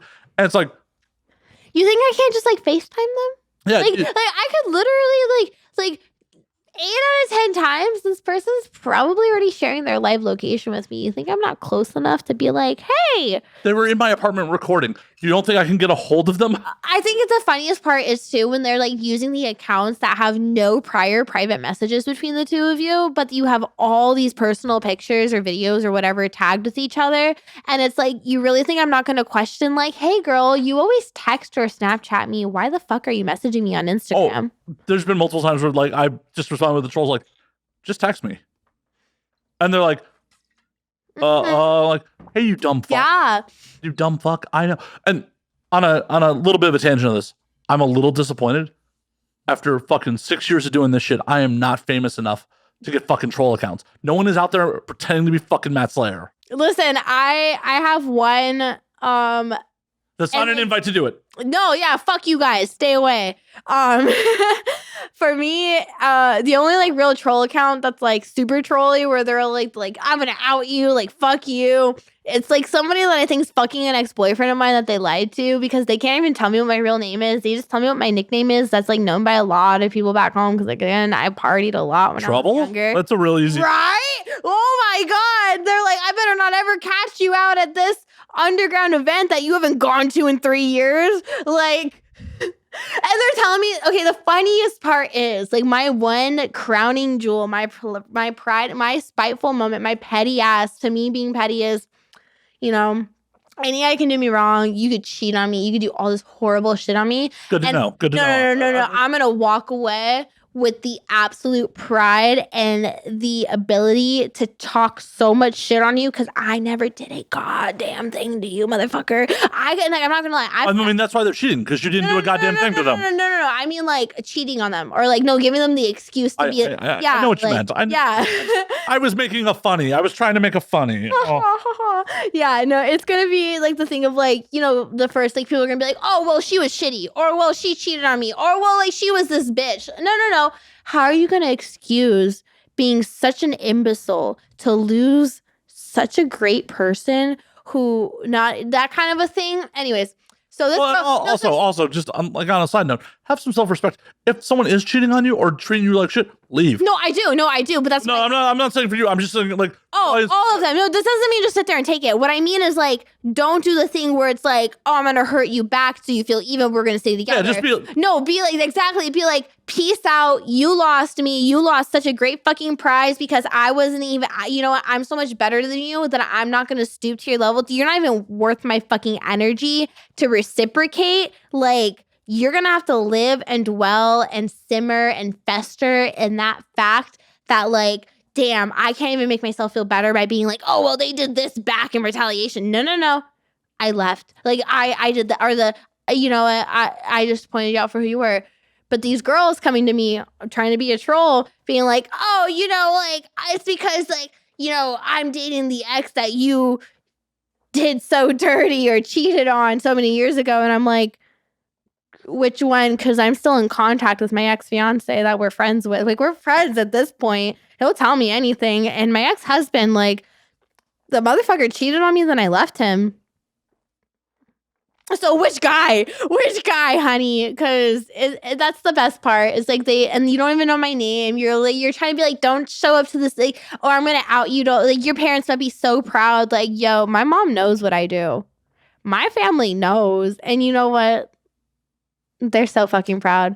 And they know, they saw it coming. They know what I do. They're like, you know what? This is the best decision she could have made for her life because it's been the healthiest and the most productive and the most like opportunity showing for me. There's upward mobility there. Yeah, exactly. They can see that I'm really doing something that's like fulfilling for me in my life and that it's motivating for me. It's like fueling my ambition. It's fueling everything that I needed. I'm doing it safely. I'm making connections. I've never been a better version of myself. So then the troll comes to me and be like, oh, wow, your mom must be so proud. Like, actually. Well, guess what? My mom's just glad I'm not married to a bum anymore.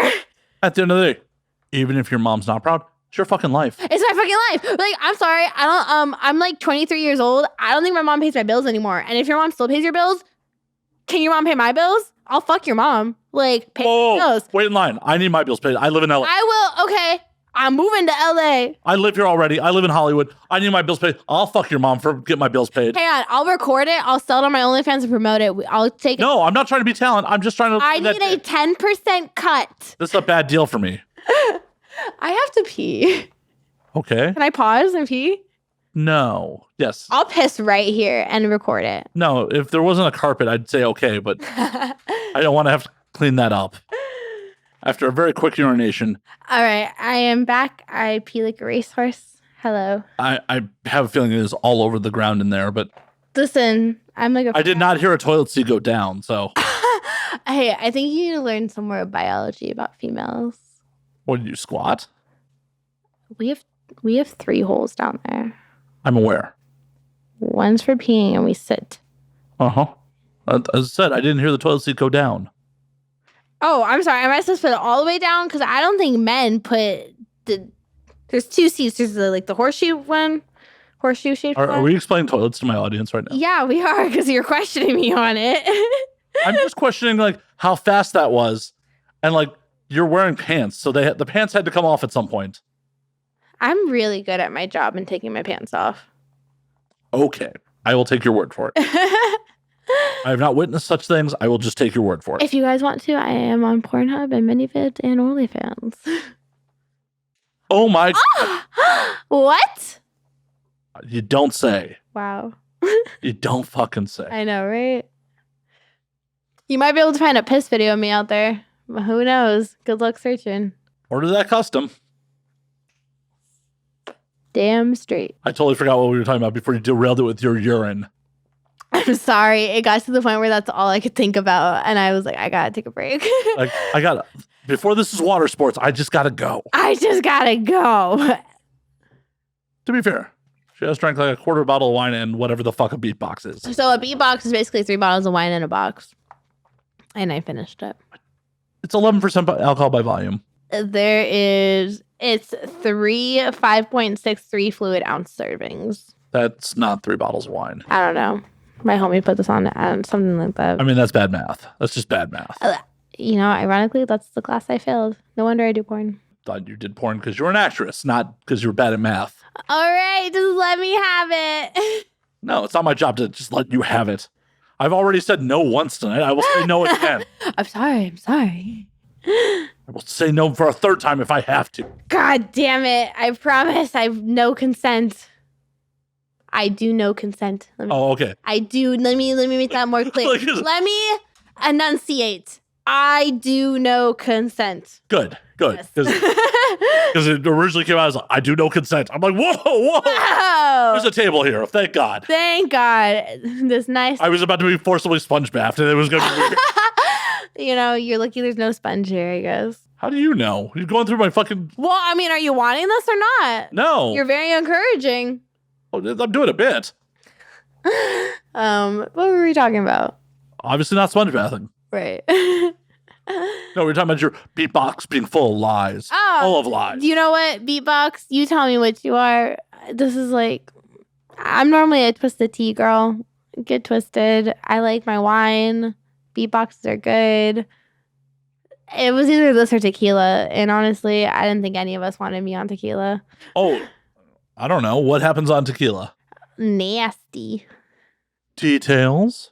I could go anywhere from me saying I've been guilty of like going up to a guy and be like, I want to suck your dick like I'm mad at it, to falling asleep in the grass in the front yard because I was mad at it. Like, how does one suck a dick while like they're mad? I don't know. You sell tequila. I don't know. I don't even know what that means. And I said it. I mean, I don't know what that means. I'd be kind of afraid to like, if that was proposition, we'd be like, I'm not sure I want to put my penis near your mouth then. Right. No, I can like mad at it involves. I have no idea what I meant by that, but I said that I was drunk. I was very drunk. I was on a lot of tequila, and I wanted to suck his dick. Like I was mad at it, and I've had. Did you get that dick?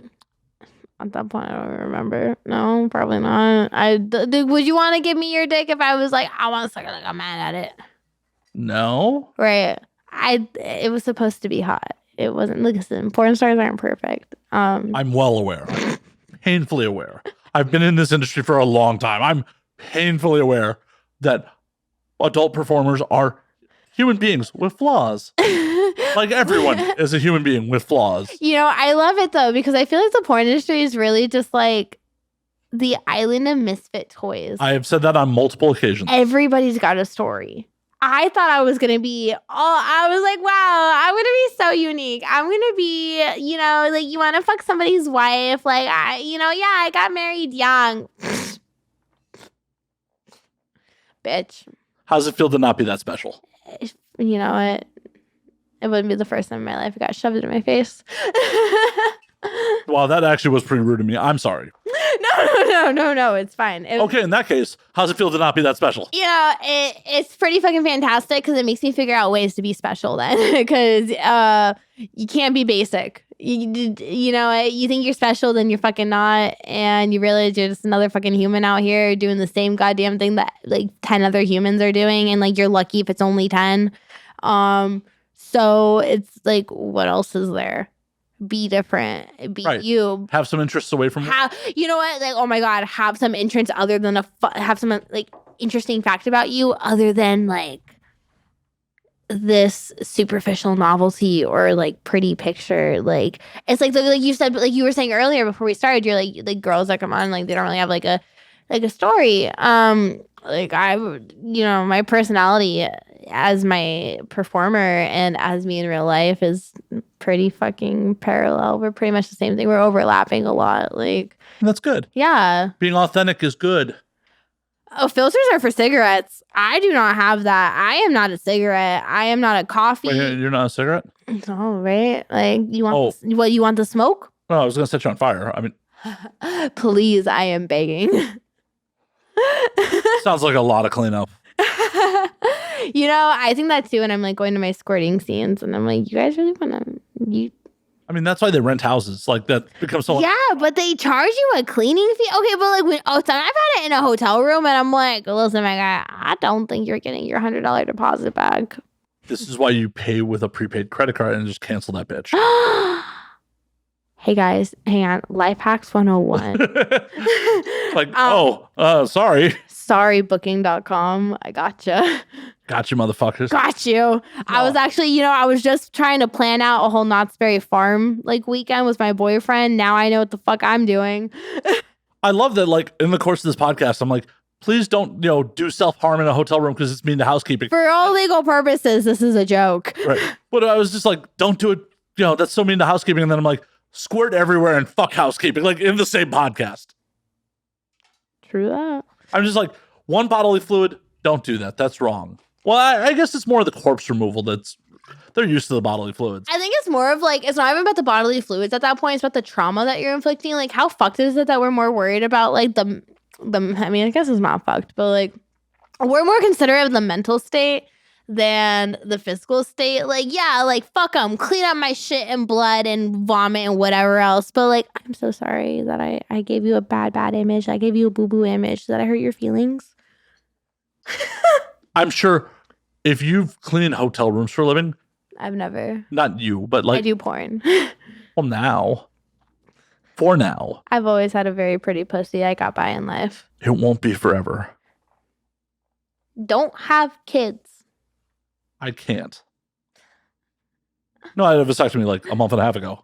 You know what? Congratulations. Funny story, side note, my roommate asked me, he was like, would it be fucked up if I started a GoFundMe for my vasectomy? I did. Did you? Hang on. So we need your advice then, because my roommate, this has been So not only did I start a GoFundMe for my vasectomy. Did it pay for it? Yeah, it paid for it. And I filmed it. I love you for that. Okay, so I need your tips and tricks on that because my roommate and my boyfriend, I got my boyfriend on the vasectomy train because I was telling him, I was like, listen, babe, I'm really thinking this like whole female sterilization route. Like I just like yeetus my uterus kind of a thing. Like take that shit out. I don't want it. I don't want kids. My goal is to be the hot rich aunt that travels the world and mysteriously makes money. No one knows how. She shows up drunk. Here we are. I mean, you do porn. People should know how you make money. My nieces won't though. They'll be adults eventually. Eventually, but until then, until their 18th birthday, they're just gonna know me as the aunt that shows up drunk and stoned and with very, very good gifts. And I was telling my boyfriend, I was like, my roommate was already on the topic. He brought up the topic of like, I want to start a GoFundMe, but like, I feel like people are gonna, take it the wrong way. And I guess like in his defense, he has a bunch of broke asses on his Facebook, but I was very supportive of this. I was like, listen, man, I think like I will pledge at least $50 to your vasectomy. Like, you know what? Like, I'm here for it.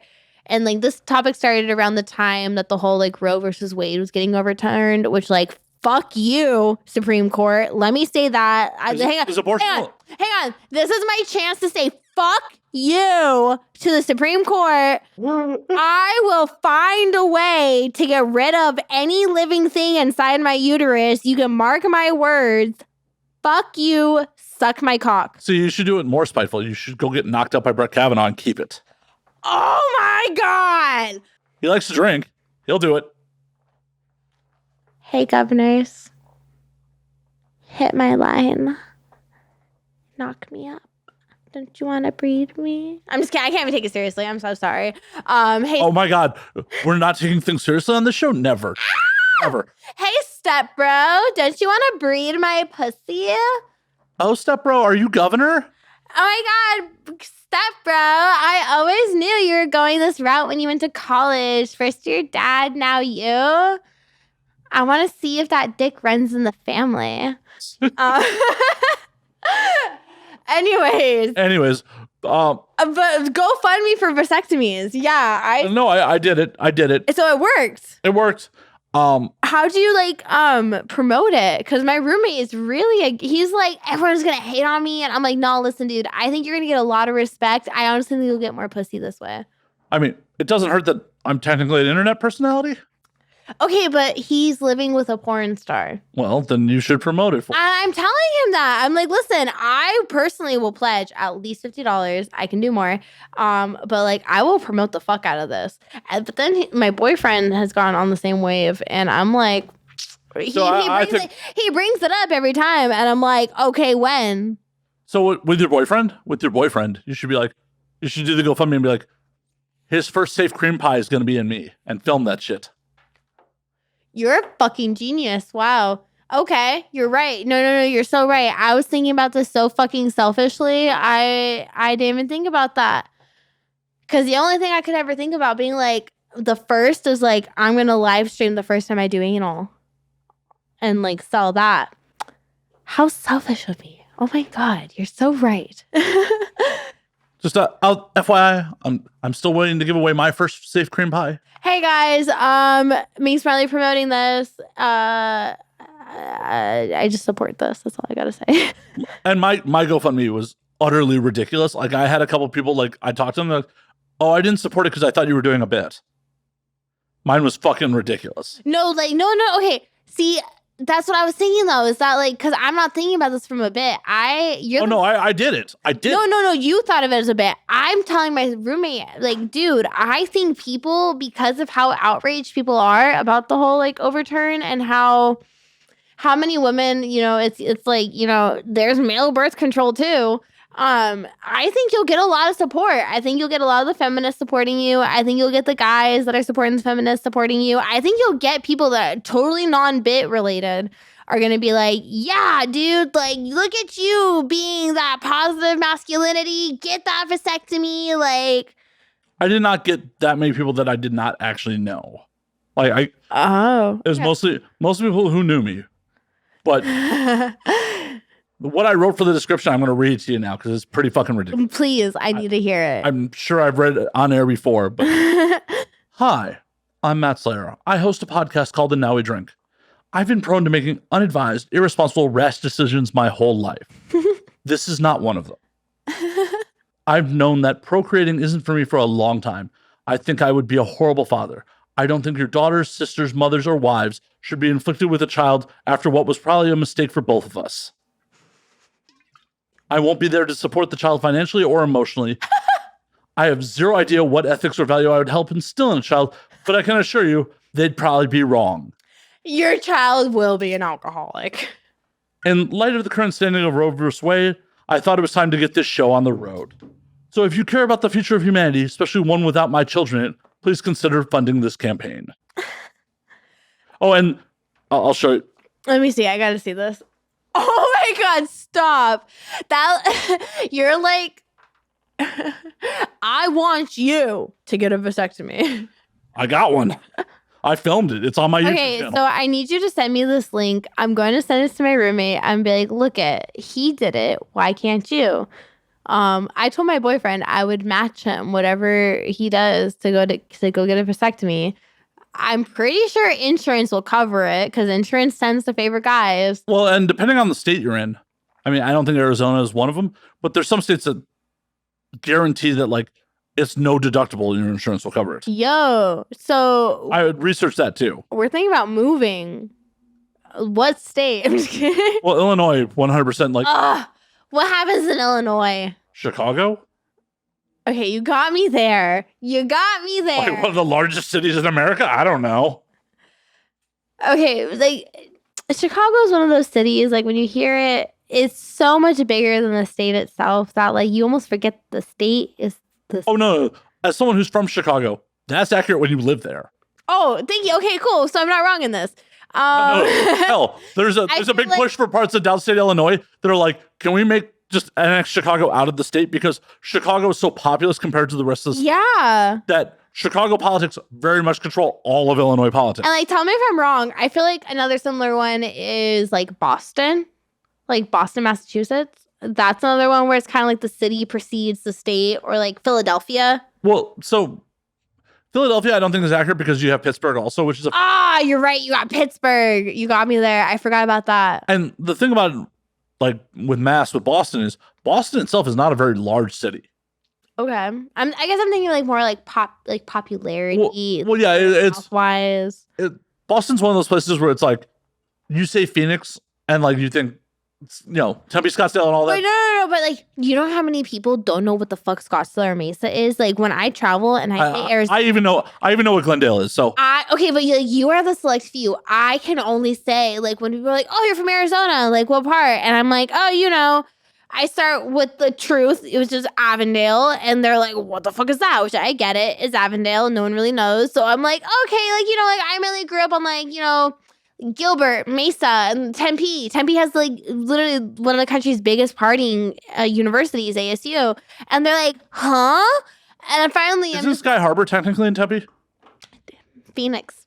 So I know it's like 5 feet from Tempe though. It's literally 5 feet from Tempe, but that's it right there. I literally have to be like, I'm from Phoenix, and I feel like it's the same thing. I have a friend. Well, we're not really friends now. Fuck you. Someone you know.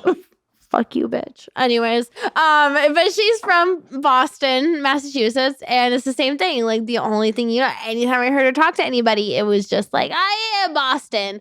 It's like, even like, cause. But at the end of the day, like Texas doesn't have just like one city. They have Austin, they have Dallas, they have Fort Worth. You think of California, you all have San Francisco, you have LA, you have San Diego, like. Even New York. New York has New York and Buffalo. Like both are pretty. No one thinks of Buffalo. Buffalo. I'm sorry. They have a football team. Oh. I'm sorry. Buffalo wings. Yeah. They're pretty. They're name staked is kind of a thing. Like okay, yeah. They're culinary. Florida has Miami and Fort Lauderdale. But most states have a relatively known second capita that they know of, and. You just don't got that with Illinois. I'm sorry, y'all got Chicago, but oh yeah, no, there's possibly Rockford. I've never heard of it. Cheap Trick's from Rockford. I've never heard of it. You've heard of Cheap Trick, right? The band, Cheap Trick. My lawyer said not to answer that. I Want You to Want Me. The song. I want you to want. Oh, okay. Hang on. The tune. I know the tune. Yeah. That's Cheap Trick. They're from Rockford. Listen, that is what an iconic ending credit movie song to have. Right. Right. That is like Rockford's. Well, and a lot of scumminess, but those are Rockford's claim to fame. And technically, Illinois also has Joliet, which is famous for its prison and from the Blues Brothers. That's about it. Again, Like, But all those. I'm gonna have to stand by Buffalo, New York, being more known. But also, both those cities are really kind of not so far from Chicago. At that point, it's just all Chicago. It's the same thing as people thinking that Scottsdale and Tempe are all Phoenix. Well, Scottsdale and Tempe are much closer to Phoenix than Rockford or Joliet are to Chicago. Like, Rockford's like 50 miles. Joliet's like 30-ish miles. So they are legitimately their own. They're way different, pretty much, is what it is. Yeah. But like Boston is a geographically fairly small city surrounded by a bunch of other like small cities that all make up like the Boston area. Yeah. Like, so MIT, Harvard, and all that shit is in Cambridge. It's not in Boston. See, I'm a West Coast gal. I'm not going to lie. You're completely losing me on the East Coast. And that is my own damn fault for being ignorant. I'm just well-traveled. I'm from the Midwest originally. I wish I was that well-traveled. I've actually, surprisingly, haven't ever been like out of country. Why not? I have to get a goddamn passport. Why don't you have one? I don't know. You know what? If I could have a shot for every time someone asked me that, I'd be blacked out. But I've just... I mean, we can start now. Why don't you have a passport? So what kind of happened is like, so being from Arizona, you're so close to the Mexican border that you don't really need like a passport to get... You just have to have like your... I mean, technically, you do have to have a passport. To travel by land, and don't take this word as legal advice. Please do not be like, Minxx Marley told me on this podcast that I could do this. But it is like a thing where, like, you know, I have my ID, I have my paperwork. I am very obviously a legal citizen, and they like. Are you? Oh wow, yeah. You could be Canadian. You know, I could, but I'm not going to that border. I'm sure I'd get questioned a lot harder at the Canadian border. But well, everyone does. Right. Canada ain't about letting people in. You know, it's so unfair. And I meet all these Canadian models, and their biggest issue is, how am I going to get all this money I made important across the border? Like, I wish that was my issue in life. You goddamn lucky Canadian fuck. You and your health care. You and your health. I grew up a hockey baby. You guys live for hockey. You guys have health care. Like... Fuck you. Just fuck you. There's a reason South Park drew you like that. I love you guys. You guys are just too goddamn nice. Like, with you and your bags and your bagels and your... Oh, thank you.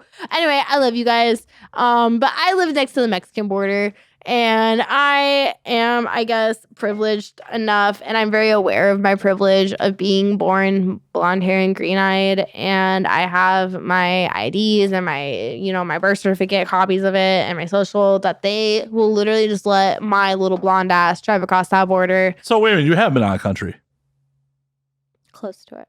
I turned back. My grandparents used to own a jewelry shop, like literally right across the border. And I have family that has a beach house in Rocky Point that I have never been to, because you can tell I am not the favorite of the family.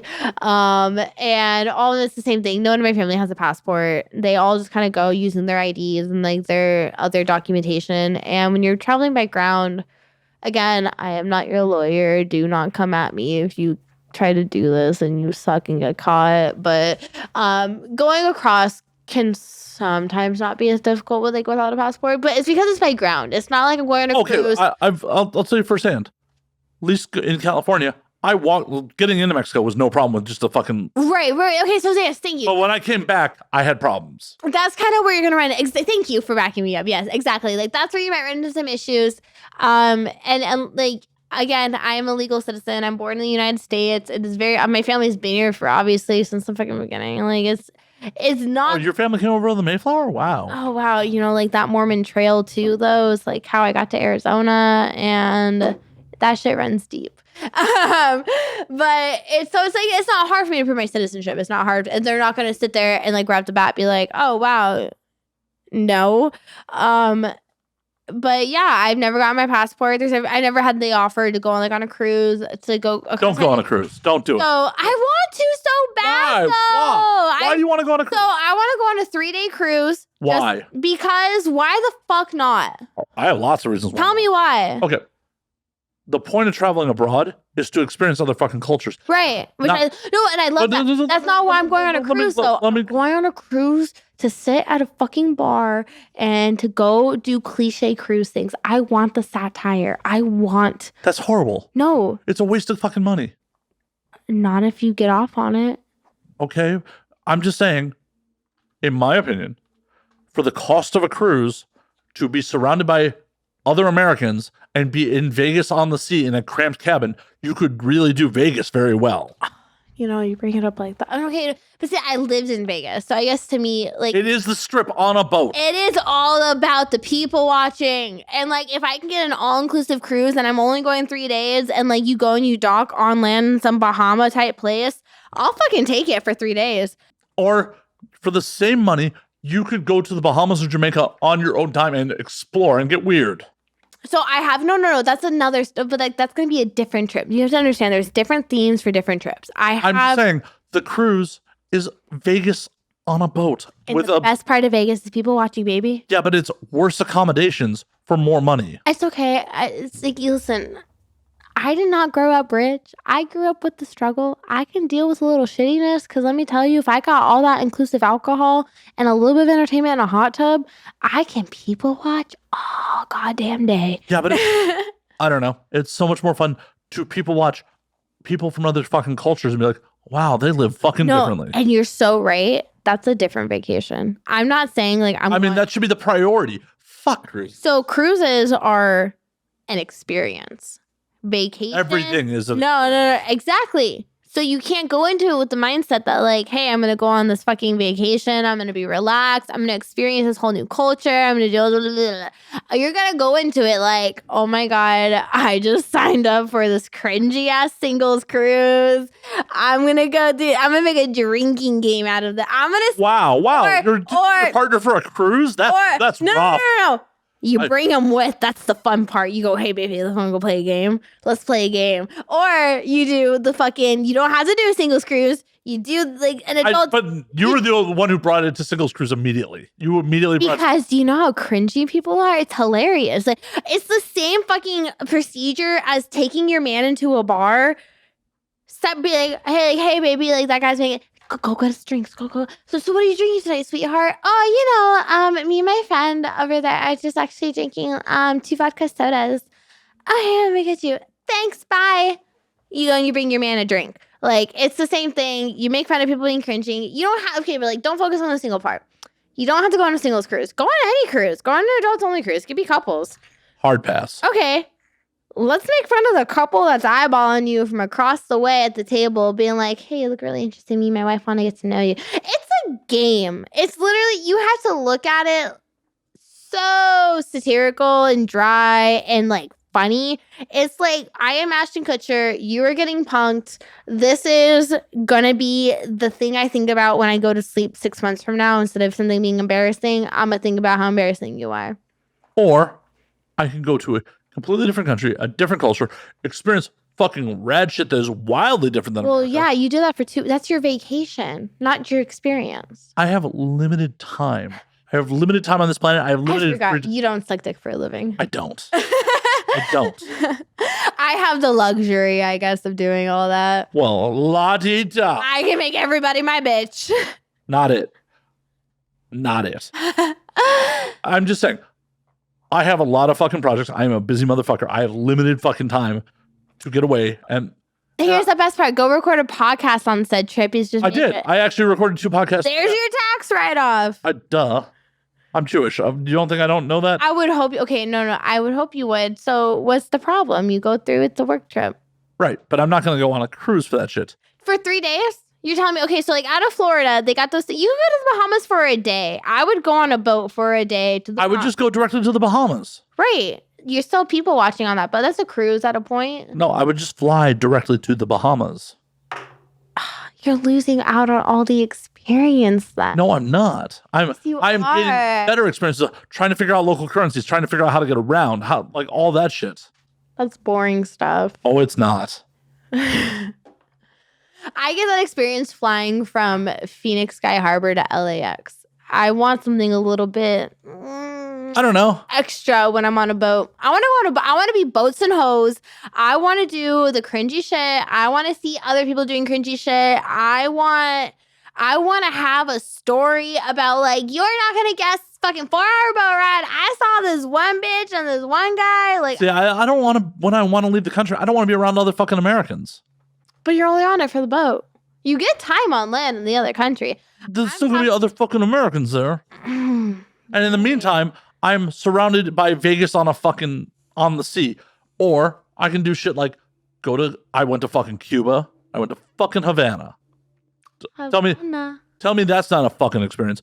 Hey, look, I have no internet access for 10 days. Oh, they still like that? So to get on the internet in Cuba, you have to buy a Wi-Fi card from the government and then get on a public hotspot. Yo. And then they're sold out all the place. I didn't even try. I just spent 10 days off the fucking grid. That's crazy to me. Oh my God. Yeah. Cuba is a wild place. I've always wanted to go there too. Would you out of 10 stars, what would you recommend it? I would say is definitely it's a weird description. So like I had an amazing time there. It's an amazing experience. Yeah. It's also just a wild place because everyone is on a hustle. Everyone. Okay. I've heard that about India as well. I had a boyfriend in the past that went to India for 2 weeks with his father, and it was the same thing. He was like, it was crazy. The Cubans are on a hustle unlike anyone else. Like I've been on 6 continents. I've been all over the fucking world. Because the average Cuban salary is like fucking $40 US a month. Mm-hmm. They just are like hustle fucking. Hustle. Like a great example is we were in downtown Havana. Like we hit a museum and like a couple of us were going to go back to the Airbnb and we were out in the neighborhood. None of the cabbies would take us because they'd lose money leaving downtown Havana. Right. And one of my friends who speaks Spanish is like, oh, this guy will take you. I'm like, all right, cool. We get in the dude's car. It's like, this guy's not a cab. He is just some dude. Oh, it's like my Vegas experience. Literally. Like, oh, hey, yeah, this is not my Uber, but he feels bad enough. He's going to take me. Oh, no, this guy didn't feel bad. He made $20. If the average monthly salary is 40 US a month, he made 20 for just driving us to a fucking neighborhood. So what you're saying is Cuba is definitely the place to go on vacation, though. Well, and it was things like one of my guys hooked up with a Cuban girl. Yeah. And he could pass for Cuban, like as long as he didn't talk. That's the key to every guy, though, in the club. I'm telling you, fellas, just don't talk. Well, and they went and got a room, and the girl's like, don't talk, don't fucking talk. And originally, like, the room for the night was going to be the equivalent of about like 5 US. He opened his mouth if it went up to 15. Yeah. You know what? I've experienced that same thing at the Park and Swap in Arizona. White privilege only gets you so far. But it's just one of those things. My buddy was also telling me, like, we were paying, because none of the cabs have meters. You negotiate with every cabbie. He was telling me, like, when she was talking, because she's a Cuban national, they're paying a fucking fraction of what we were paying. Two of the people in our group natively speak Spanish. Yeah. But they're not Cubans. So, like. Okay, yeah.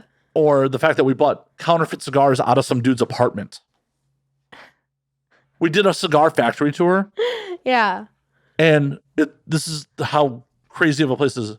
The tour guide's telling us that, like, his wife's a doctor, but he makes more as a tour guide because of the tips. Well, that makes sense. Do you have like a salary versus like what the tourists are bringing? With well, yeah, but you have the communist like low salary versus right, yeah. And then he's trying to sell us cigars off the factory floor, like he's like, I'm straight from the. Well, no, he's just like, and this cigar goes for this much, and just naming prices. Yeah, and we're just like, nah, that's cool. One of the rollers rolled up to one of my guys, stuffed 10 cigars in his cargo pants pocket, and just grabbed a 20 from him and ran off. You're like, I just got half a month's salary. Bye, guys. For 10 stolen cigars, which is a good deal for everyone involved because everything is. I mean, at that part, it's not even robbery. It's just like, here. Well, I mean, they're definitely robbing the factory. Unconsensual trade. Okay, but like, fuck the man. Well, and at the end of the day, that's a good deal for everything because for everybody involved because everything in Cuba is cheap except the cigars. They know what they have. Well, like that's their like main export, isn't it? I worked at a smoke shop back when I was 19, and like we were one of the few ones that like had the actual cigar room set up, like the humidity control, all that good stuff. Like people actually giving a fuck about an opinion on cigars, which like made me smart the fuck up real quick about them. And yeah, no, like they definitely tobacco is one of the oldest exports. Like that was like one of America's like biggest. I mean, that's what established a lot of the colonies. Yeah, no, like that was like one of it's like that caused a lot of colonization in a lot of different like areas in the world was tobacco and cigars. For example, a bottle of like Cuban rum, like a whole fifth of Cuban rum, goes for like $5 US in the duty free shop in the airport. Right. A box of cigars still goes for $125. Yeah, no, that shit is crazy. They know what they have. We had 3 cameras alone in our cigar room in the smoke shop. We had 1 on the main floor. Like on the right. Like it was not an uncommon thing for people. Like, aren't you afraid of getting robbed? And my only guard was like a button on the counter. But don't worry about the cigar room. The cigar room's got 3 cameras and all the security and like all these procedures. But like, don't worry about the girl at the front. Like, I'll just use a bong to fucking smash over your head or something if I need help. Like, we're really just worried about the cigars. They know what's valuable. Yeah. We did that cigar factory tour, and then when we got out of the tour, like they had the factory store. This tour guide, who had like a tour group from a cruise or some shit from Canada, rolls up to one of my guys like, "Yo, you guys want factory cigars much cheaper?" Like, yeah, let's hear it. We ended up in some dude's apartment like a couple blocks away, and they're breaking out boxes of counterfeits. Because counterfeit cigars are such a big fucking trade down there. It's just a wild fucking place. I want to go to Cuba so bad. And I grew up kind of like a history buff. I was a huge nerd growing up. I was a big reader, but I love history. Because you could tell the future from history. There's a lot of patterns. Like if it's happened in history, it's probably going to happen again in the future. And Cuba is one of those countries that has a very rich culture and a very rich history. And a lot of it, because like I'm not gonna lie, like U.S. history was one of the most fucking boring things on earth. Like that is just how it's sold by the Americans. Well, yes, but that's what I mean though. Is like any of the motivation, any of the outlets. It's just like there's no, in a sense, culture behind it. No matter how many interesting things could happen, all the interesting things have to do with other fucking cultures. Like, and us fucking with them. Right? Like, so that's the Museum of the Revolution down in Havana might as well be called the anti-CIA museum. Like, it literally, like, right. The Cuban side of like all our conflicts are pretty fucking wild. And like wild. anything that's introduced to us in our history classes, like that has to do with Cuba, has to do with like, like the Bay of Pigs, and like anything that's to do with like Fidel Castro, or like anything that has to do with like the US intervention with it. But if you just like separate that, like, oh my God, Cuba is one of the like Latin countries that has such a cool, diverse culture, and they have really cool just like history and just like like how families hold themselves and carry themselves, and the way that the people do, and the way that like just like them as a culture overall, I guess. Like it's really hard to like, they're so diverse that it's hard to like pick a word to just like categorize them as. And a lot of it has to do with like that control. I don't know. It's so cool, but it's also kind of taboo to talk about, which I guess almost adds to like that spiciness of how cool it is and like how much you want to explore it. It's because like you're not supposed to like. I mean, you legally can't go there as a tourist as an American, right? Like that's what I mean. Like you're not supposed. It's like they want you to not like Cuba, but it's like Cuba's kind of fucking cool. Oh no, but like it was a rad place. Like it was beautiful. So wait, if you're not supposed to go there as a tourist, how'd you get there? You had to sign an affidavit with the State Department for one of the 12 legal reasons you're allowed to go there. I went there for journalism. Hang on, I am so intrigued right now. What do you mean? I want to go to Cuba. So like, hang on, what's considered journalism? Can I go there and be like, this is how I'm a sex worker and this is why I can't make a video in Cuba? Is that journalism? I don't know. That's really vague. I recorded 2 podcasts down there. Is that what all it takes? You just have to sign an affidavit that says why you're going. Okay, but I'm not trying to get caught up in Cuba. Like, you hear all about like. Oh no, the Cubans don't care. The Cubans. So it's not like North Korea, because like North Korea, you're gonna get caught up in fucking. No, the Cubans want our fucking money. Actually, in the before when the embargo was really going, the Cubans would not stamp American passports. They'd let you in the country. You'd have to gateway from Canada or Mexico. They wouldn't stamp your passport because they.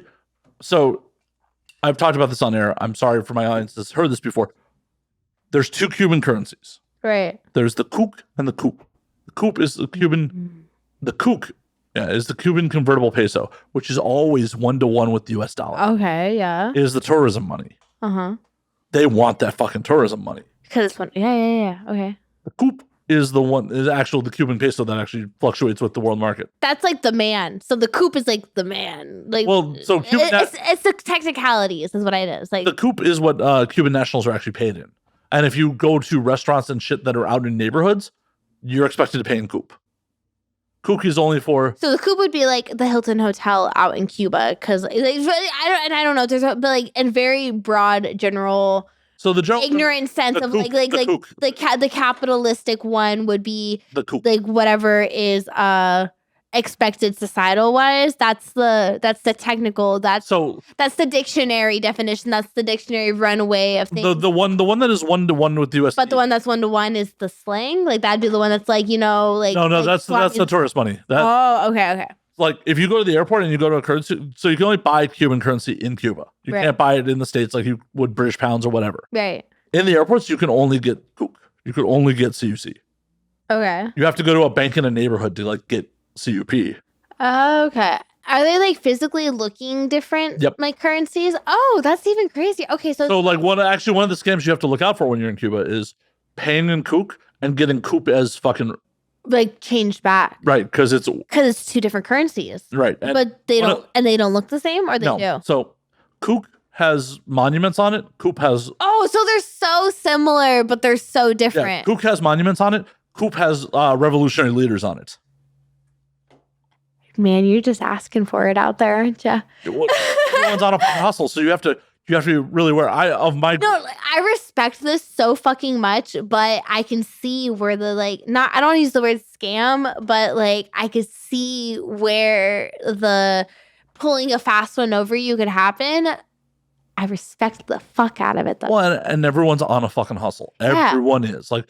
Good for them though. Well, and that's the thing. The wages are so low, and like they see that if you're in Cuba, especially as a fucking American, they know you got some money to spend. I'd be fucked out there.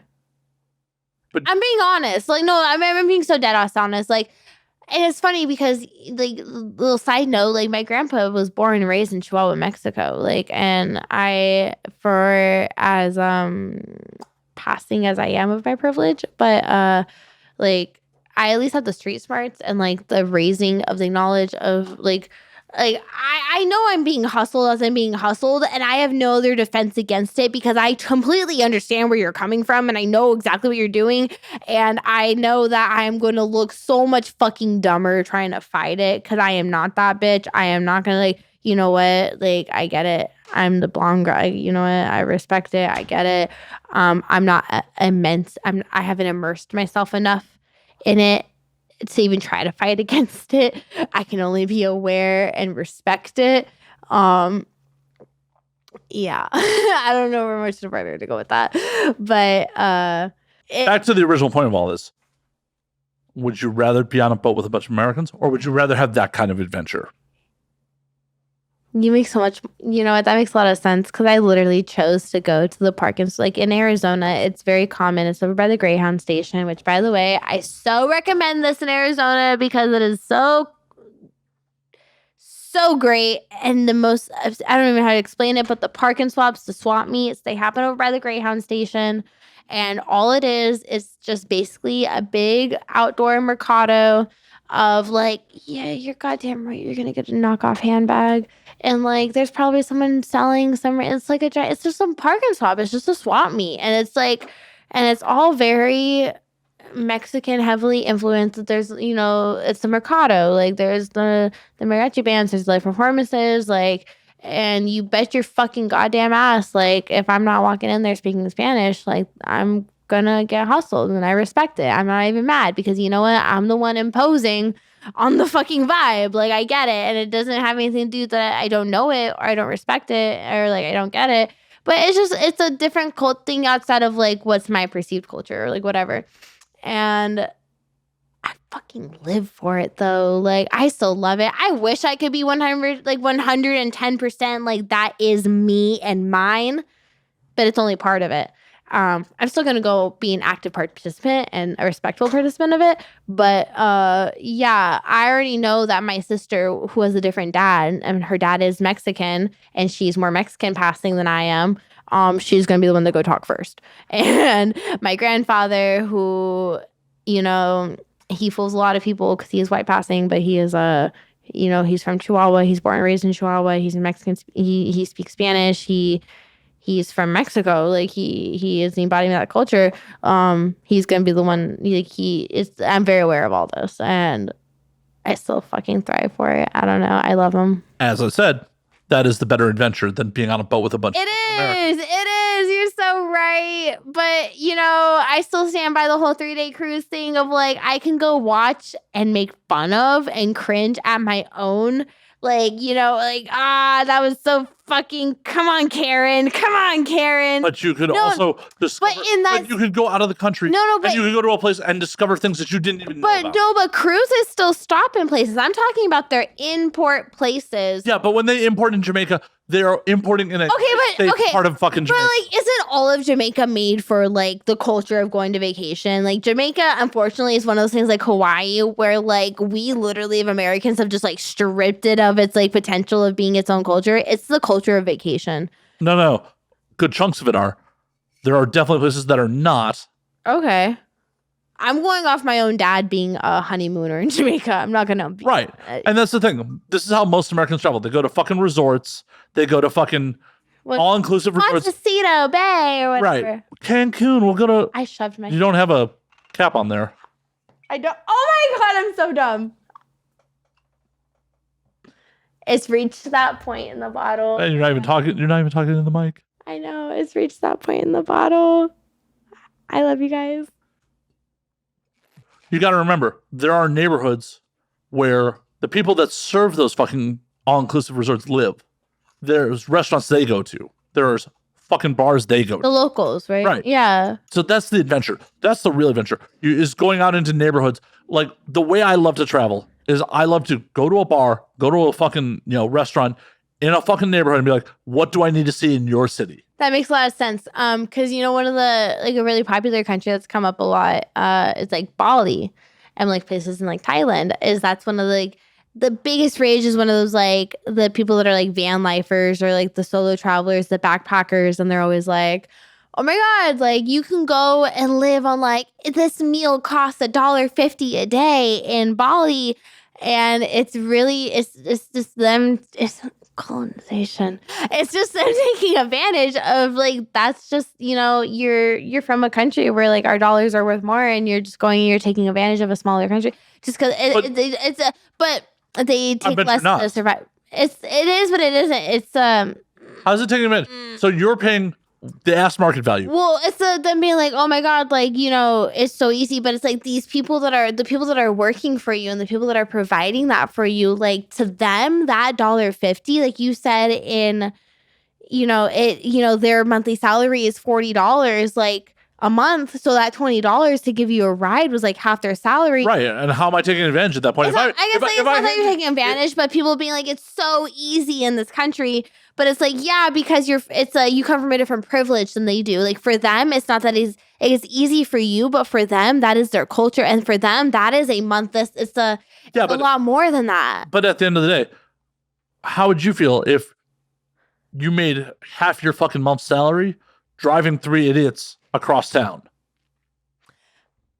Yes, they're grateful for it, and you do recognize that, like, you can see it from the privileged point of view of, like, oh my god, I'm doing so much for these people. Oh no, I'm not. Or I don't feel. because you're not, and like when I say you, not like you personally, but like you as in the generalized mass that go there. It's viewing it also as and when I say taking advantage is these people not taking for granted, I guess, or like some people are very guilty of going there and they're like, oh my god, they take advantage of their privilege and already take for granted for it, and they don't really realize that like they view these people very materialistically or very like first worldly as like the help almost, which is sad. And for them, like for these people, like, yeah, that dollar, like, oh my God, I only paid $1 for these 3 margaritas and I can go get this massage and I can go, have this tourist do this special thing for me. But like that $1.50 amongst all those people is their that is their payment for the day, like that kind of a thing. Like that's what I mean by taking advantage of it. It's just like being more for like not taking it for granted. And I might have used the wrong words for it, and I apologize for that. Yeah, because I don't think I'm taking advantage if I. Yeah, if and when I say you, I don't really mean. No, I know you mean the generalist. Yeah, the generalist. If I'm paying market value or more than market value for a good or service, I'm not taking advantage of it. Right. I'd be taking advantage of like, oh, $1.50 is fucking nothing to me, but I only want to pay you $1. That would be taking advantage. You're right. And I guess taking advantage might be the wrong word.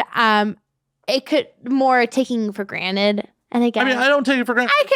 I could be using the totally wrong words, and I'm willing to admit my faults here. It's okay. I mean, you just tried to unscrew an open bottle. So right, exactly. I'm sorry, guys. I pre-gamed and now we drink. Fuck you. Exactly.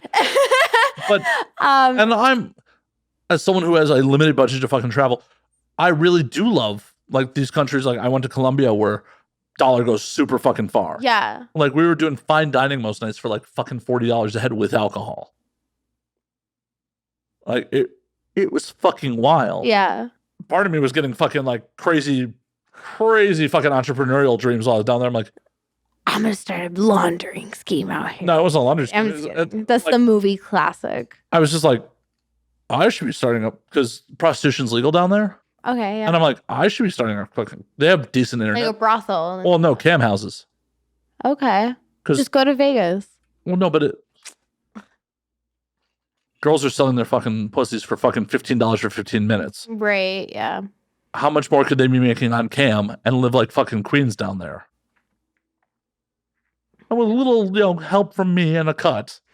And I'm sure, like, what living like queens for them would really be lower than minimum wage for girls up here, which is in a sense still taking advantage though. That would be exploited.